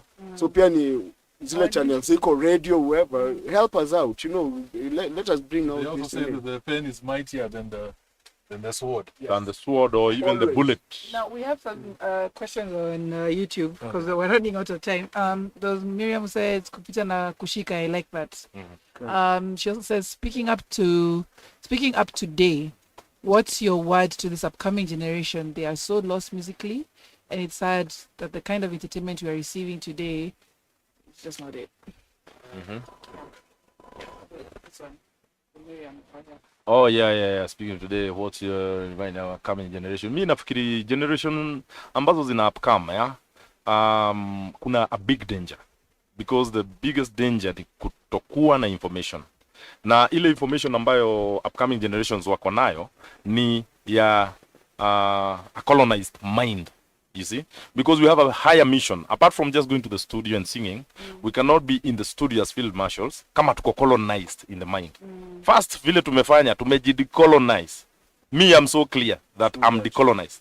That the kind of music that I'm gonna do ni music ambayo ni ya kuongea kuhusu my pride as an African, my pride as a Kenyan, my pride as a human being. Yeah, so the education ambayo tunahitaji kuendeleza sana ni kuhusu especially the system ya education ambayo tuko nayo. Tuko na a system of education ambayo ni colonial. And this coloniality is what we need to decolonize. Umewanunulia kitu ambayo inafunza kitu tofauti na ile ambayo inafunzwa shule. Because hii curriculum tumeteta for many years na up to now it's ile ukiangalia vitabu ambazo watoto wetu wanasoma, my god, haiwasaidii popote. You see, so we need to learn about Mekatilili wa Menza, Queen from, to continue with the liberation of our people. You have to learn about Muthoni Nyanjiro 1914 alishutiwa pale hivi Central Police Station na wazungu, you know, and hiyo damu yake ndio ilileta the seed. Wakatoka tukaposka white na sasa walikatoa mpaka. Exactly, hata hatuna memory ya Muthoni Nyanjiro, you know. And then we have people like Koitalela Rapsamoei from the Nandi Hills, ule ambaye aliprotest the invasion of the settlers, white settlers huku hivi Kenya. And you know what they did? They walimkata kichwa. Hiyo kichwa yake up to now iko now kule London. What are they doing with the head of an African leader in London? Hawajairudisha mpaka saa hii. We have to talk about Dedan Kimathi. Mpaka saa hii hatujui alipelekwa wapi. Why? It's because that's where our history lies. Our her story lies. The reason why we never find Kimathi is in England. Unajua kwa nini? Because conspiracy. No. Chirongi wanaogopa will make a shrine out of his grave. They know that tukitaka kukuwa nayo power ya kufight, we'll go to that place na tuseme tunaomba, unajua tunataka hizi nguvu za forefathers wetu zile walikuwa nazo, because what tumefanyiwa, we had a fighting spirit. Tumekuwa rebels throughout, si ndio? tulikam tukafanya tukakuwa ni chepe yani tume hatuna una feel kama una nguvu. Ukiambia mtu tuende kwa street kupigania kitu fulani mtu anaogopa. No, acha kwanza tumekuwa softy. And also hivyo tunaulizana. Na hivyo zote tuko nazo hadi sasa. Tunaulizana about music na Ndech amesema hapa hivi. You see like Phil Marshals tukiingia stage in fact nilistuka sana like when now we formed the band and said we'll be performing because mbeleni tulikuwa tuna perform kwa streets when we were protesting. That's how Phil Marshals was started. Sasa tukasema now we have to take it to the platform, the national platform. Na tutafanya band na kila kitu. We are a 9-piece band. And Ndech is doing a good job because ana manage wazimu 9 ambazo wako kwa stage. And you see what I realize is that tukifanya Mashujaa Day, one of the Mashujaa Days, tulikuwa tunatolewa stage because me I was feeling like tuko only 30 minutes. Tulikuwa tumeenda 2 hours. The music that we have can last even 3-4 hours. Ritual ulikuwa kwa realm. Nilikuwa bado mimi nimesonga niko kwa realm nimeenda kabisa. Unajua ni 30 minutes. Mimi najua ni 30 minutes. You know, lakini music ambayo tuko nayo ni music ambayo tunaweza kaa on stage for 3 straight hours ambayo ina address issues za Kenya, issues za economy, issues za tax, issues za Africa, issues za decolonization. So when you are out there listening to music, be intentional on the kind of music that you want to listen to. Hata wewe pia ujisaidie. Manake hatuwezi fikia kila mtu in the same instance. Wewe pia ujaribu kujisaidia so that we are able also kujichanua. Okay, but me I have a question here. We're talking about music. Okay. There's a role for music and there's a place for filmmakers. Yes. Right? Now we haven't touched on filmmakers. There's a bit of stuff that's on YouTube. Acha tukote na maneno. Bro, umesikia Githuku amesemaje? Aliingia stage for 2 hours akadhani 30 minutes. Bro, tuliingia interview time fulani na already time imeenda. So hata tunaleta mimi najua mzee mzima hapa kwanza alimake nyayo hautocha chemba na hata ingia pati ya pili. Myra, you know why we need a whole day. We need a whole There's 2 parts of we need a daily show. There's 2 parts. First of all, do you feel that the small stuff that is on YouTube right now is accurate about our Kenyan history? Of what because most of the stuff anaongea mimi sijaisikia. Na mimi niko YouTube and I look but then I check a lot about stuff about Africa and even Kenya. I check a lot about our history by the way. But haiko hapo. So my next thing is, what do you feel that filmmakers need to do? Because if we're just concentrated on Netflix, tuwezi enda mbali. You know, it's good that like alikuwa sema it's not all about the money. Unajua. So what do you feel that filmmakers need to do so we excel, so our stories excel? Because sahi nikienda, if I go to America, even if I go to England, unajua like every year they have this thing, and this is one thing I'm disappointed about. I'm disappointed about our freedom fighters. Unajua, like they beg upatie tu Raymond's blanket, they cannot get it. By the way, you know, and what is disappointing also, Kenya Maju, every year they celebrate the people who fought in World War I and World War II. They're given housing, like given everything they need. They take care of their vets. Yeah, they take care of them. But in Kenya, arukuliza mtu sahi, like this young, let's say Gen Z, do you know about the Mao? I don't know Mao nani. And you know the funniest thing? In the 70s in America, there was a street gang called the Mao Mao. Yes, I know, yeah. They were called the Mao Mao. Like, the Mao Mao was more documented outside of Kenya than it even is at home. It was suppressed here, and I think umeleta angofiti sana ya film, mi pia niko upande wa film. Yeah. Actually, shikanisha na ile movie, ile documentary yetu ya nini Nyao Tosha Chemba ambayo ilinifanya nikafia government ya Kenya. Wow, yeah. Ilinishake. Ukienda YouTube, nitaisema haraka juu ya time, angalia documentary inaitwa Walking Shadows. Walking Shadows. The quality may not be at par, lakini you just listen to that story, we watch. Alafu pia angalia Saa. Angalia Saa ni music video noma sana. Yes. Na hiyo of course. Hapo hivi niko ka actor na producer, you know. But I'm not talking about myself. All I'm saying is filmmakers, please, out there, changamkeni, someni historia, because mnani stretch. Mnafanya saa mimi niko kwa music, niko kwa film, because I'm seeing a lot of vacuums. Yeah, I'm doing too much. You come on board, man, na mwanze kusaidia, because it's your duty. You know, hii country, hatuwezi liberate peke yetu, mi peke yangu, ama sisi tuko hapa kwa studio. Ni lazima tushikane si wote, filmmakers, musome historia na muanze kufanya. I know people like Gatonye, who is doing a lot of research, ili afanya, people like Wanuri Kahi, who is also doing a lot of research and everything. You cannot. Ayo mama. Ayo mama. Ayo mama. Nazakayo asikie. Nazakayo asikie. Nazakayo asikie. Nazakayo asikie. Afrika tumeungana. Afrika tumeungana. Ayo mama. Ayo mama. Ayo mama. Ayo mama. Ayo mama. Ayo mama. Mabepari wasikie. Mabepari wasikie. Afrika tumeungana. Afrika tumeungana. Oleyo. Oleyo. Hey. Atigai. Epic. Ngoja kidogo. Wacha tumalizie na mzee mzima hapa. Alafu anafaa kutuambia unajua wewe ni Mr. Mabande Mde. So tuambie yani mara ya mwisho sasa kuna na mzee mzima but hebu tuambie okay tuambie tuambie ni Kenya tuenda yani program yako ni gani angalau pia at least you mean I believe in you bro in everything. I know we have done a lot na ujokingi unakuanga 100% in everything you do. Alafu the best thing about it mtu anaweza kuona una smile unadhani then ni nice no wanasahau unakuanga na ethics zako ambao they are very down to yani as in so kuna vitu mob sana tunapanga na that's why I'm very excited about this year. Vile Githuku amesema na pia sasa niko on board ka one of the team leaders kwa commercials. Kuna vitu kadhaa tunapanga na of course like we said ni kutry ku bring protest ku create your space ya protest music.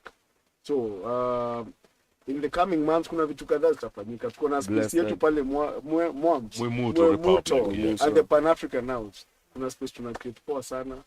Tunangangana tuko at least na every month kuna event tutakuwa tunaweka hapo either itakuwa ni play muziki ama film. Of course kuna projects tunataka kutake on like we talk about a lot about documentation and one of the ambitious projects tunataka kufanya ni kudocument pia history ya muziki, what music has done ama art, not just music but film, poetry, hizi vitu zote vile zimehelp kwa struggle ya liberation in Kenya, si ndio? Then even tunapanga poa na I hope you guys must join board kama pia media partners wetu on the 1st of May Labor Day mwaka tunataka kudu different. I think kwa Kenya tumekuwa tunaenda study kungojea kuambiwa kudanganywa mshahara inaongezwa na 0.9 na tunakuwa tax. So tunataka kufanya show ya the unemployed taxable Kenyan. Na pia tunataka start union ya the unemployed people's union. Yes. The Article 1 movement is coming up. Inaitwa Article 1. Get on board. Ukienda kwa katibu usome Article 1 inasema nini? The last train is going through Article 1. So for this year tutakuwa na events mingi sana tunataka kudu. Na zote za kuhamasisha raia. Like we said before that revolution, I think we need a revolution. We need to educate our people. Na sisi kama Field Marshals Band na movement, na tunaweza taka pia mkupatia movement yetu. I think you're a Field Marshal wherever you are. That you're concerned about this country, it means you're a Field Marshal. Na tunataka watu wengi wajoin movement yetu na to try to speak truth to the power. Ndio.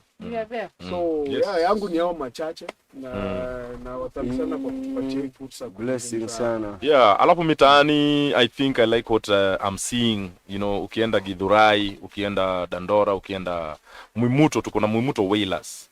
Mwimuto Whalers ni football club ya young guys, you know, na tuko na madem pia wana join on board. So what I would encourage is watu mitaani wajiorganize. Because msipojiorganize then mtakuwa very disorganized by those who are in power. But once ukiwa organized, inakuwa ni ngumu sana kukuja katikati. So whether it's soccer, whether it's volleyball, whether it's what you call it, what you're gonna call it, na you know, anything that brings the youth together, ni kitu ambao sisi tuna support sana. Hata mkituita tutakam tu man to grace your events. Sisi tunakuwa available, you know. So we don't charge at ukituita tunacharge. Hapana, tunakuja tu kumenta, you know, like we like working with the grassroots, we like working with the youth.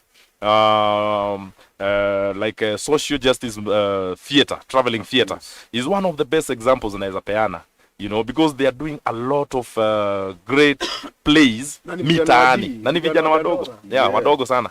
So unaona wakiwa makarao, wanajidress kama karao, wanajidress kama oresdo, but anafanya mchezo wa kuigiza ambao uko na conscience. So if only we can have this in Turkana, we can have this in Garissa, everywhere, then it means that the oppressor will have nowhere to run to. If you run to the sea, the sea will be boiling. Come now, for example, hata kama ni film mko like, okay, I can't do a movie but I can do a music video. Bado uko kwa hiyo realm. Unajua, I remember Githuku, I don't know if you remember, ukaniita UN headquarters. Githuku uliitanga. I wouldn't remember that. Akina Banki Muno akiwa hapo bro, ni after post election violence. Yeah. Githuku kama niita niko like, you need to do something there. I remember. In front of them. UN headquarters. And the kids there were so excited. Walikuwa na autograph. Hey, can you sign this? Can you sign this? I didn't know what to do. I didn't know what to say. I just did. If you remember, I did a verse. Yes. Yeah.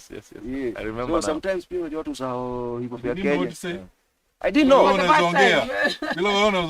Aya, huyu. Bro. No. For real. No, ilikuwa time ya prep. Time ya prep. So I don't know if, but unajua pia ukipewa jukumu, you handle the jukumu. Unawajibika. Unamkia ukiwa soldier, you have to deal with what you have been told to do. Unajua alafu kama wazee wako wamekuaminia, you are not there to fail them. Uko hapo ukiwa field marshal lazima command towards the right direction. And so I'm happy it came out well. And I'm happy that you actually also came out so well. Do you know mpaka sikwambia nitoka na deal huko ndani bado. Oh, really? Hakunichanua but it's okay. No. Actually I think when ulikuja ukatuambia tulikuwa na fellow. Yeah. Ukatuambia so kulikuwa na conference alafu wasanii wale wa Kenya wote walikuwa wanakutana Rongi. Ukakama ukatuambia by the way kwa program yenu lakini msitoke kwa ile room. Ingieni huko na mkae. Hapo ndo tukajipata saa. Okay, but hiyo show pali ilienda up tunapiga show KCC ambao nilipanda stage nikaanza kupiga fiatu makarao microphone.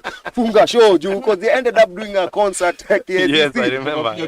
Yeah. Bro, na kina the biggest Kenyan artist akina Nameless akina nani wanagoja sisi tuko huku hivi sisi tuna content raise. Bro, nilitolewa stage na show ikafungwa. Na movie kaisha. KCC show ya UN, unadhani ni jokes? Mimi hapo nilikuwa nafaa kuona sasa lakini kaniambia bro nimefunga show. Yeye alifunga show.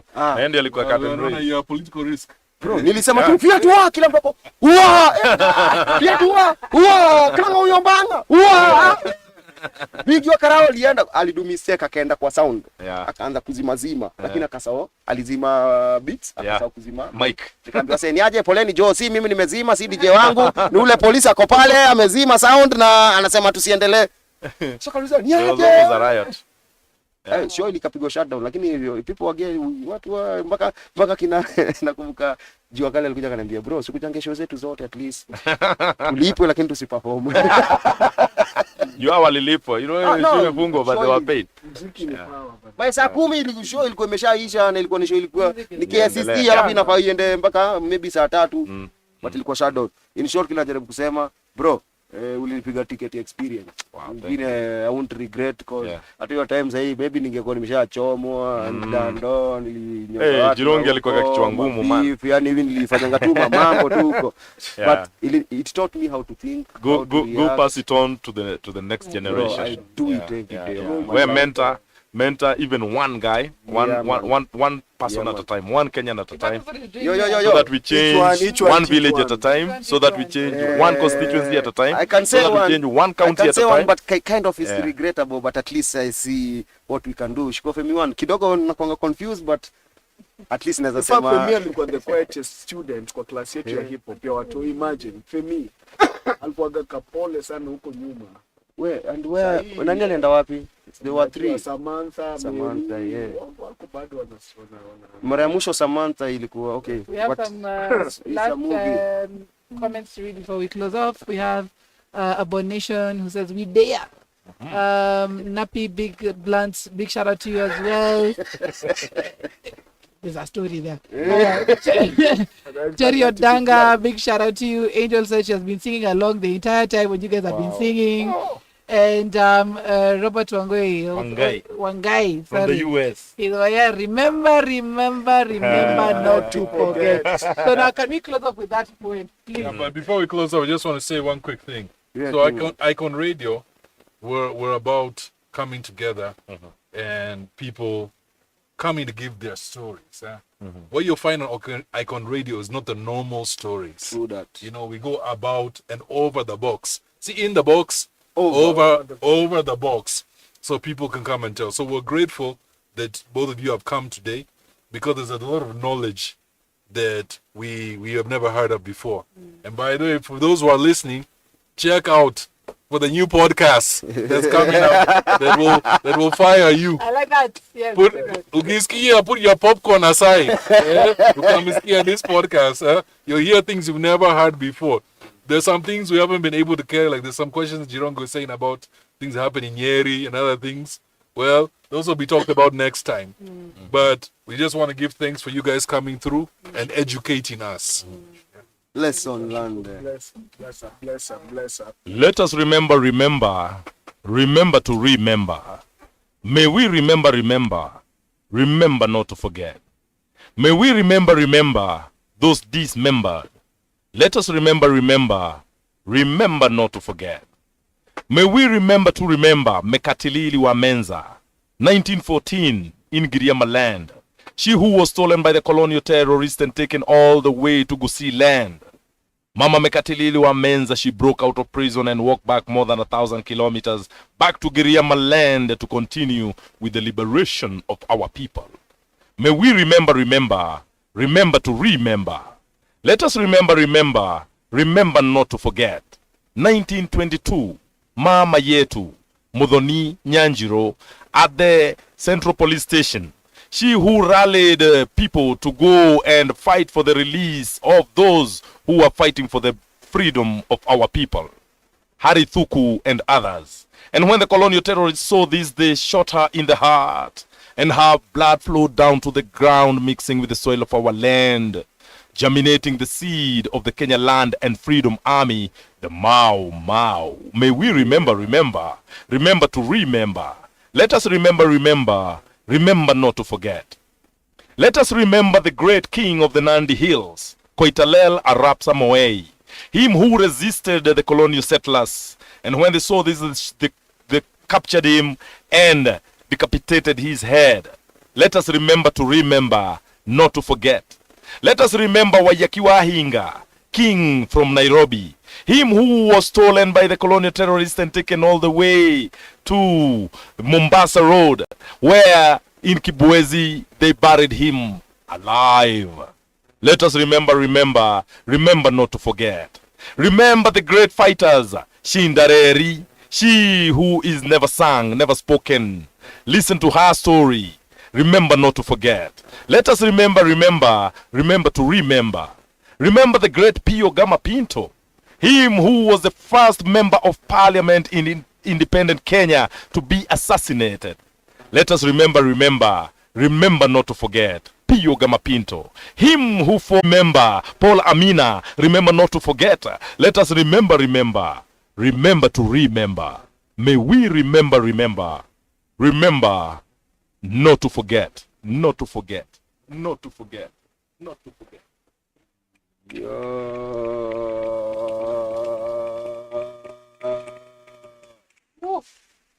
Blood.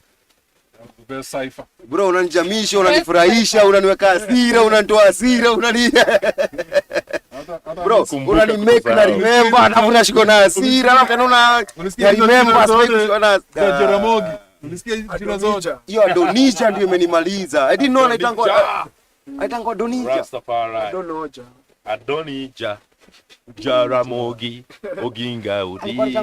Odinga. Yes. And he was quite a progressive guy. Huyo ni my icon. You know, when I started voting, that was in 1992. Ndio nilifikisha miaka ya kuvote. Yeah. Vote yako kwanza ilikuwa 92. Na nilivotia nani? Mzee Jaramogi Adonija Oginga Odinga. Lakini ilichukuliwa. And I knew hata win because walikuwa Matiba amegawanyisha moja amegawanyisha kila mtu. Alitumia Kibaki and everything. But I stood with Jaramogi Oginga Odinga because I knew huyu ndio mtu ambaye he was the only person ule alikuwa kwa school yote hiyo wanajitanga the Great Awakening hiyo. The Great Awakening tulikuwa na Githuku Ndech. Alikuwa mtu wa Irima ule sasa alikula Safariation original. Yes. Hao wengine wote either walikuwa ndio wamezaliwa ndio wakajipata opportunity za kwenda chuo. Walikuwa ni beneficiaries wa home guard culture. Yes. But Jaramogi Oginga Odinga, he stood up with the people. 100%. I respect this man. I respect him so much. Yo, ndio tunamalizia shughuli. Hata ikuwa show ilikuwa ni prayer, ilikuwa ni meditation. Yani ilikuwa ni kujiremember. Ndio watu waache kujisahau ama vipi? Na kujitenga. Yes, unacheki his time. Alafu ni wakati pia not forgetting our brothers pia at the same time. Yes. Yo, all I can say imekuwa ni blessing. It was a revolutionary show. It was an awakening show. It was a very progressive show na vitu kama hizo. Vizungu zangu zinaweza nikosea kuja ni political wars, but kile mimi najua ilikuwa tu ni mapinduzi show. Yani ilikuwa tu moment. Lazima show ingefanya watu wa rethink na wa remember totally different things in the life. Na kama mzee mzima amesema kuna ya government na kuna ile yako ya kujiwekea. Yes. So hii ilikuwa yetu ya kujiwekea. Tushalipa bills za mzee mzima za kayo demde. Tunamgoja shuke kwa mtu kidogo ama kwa ndege. So hatuwezi jua wherever ako mali juu tu.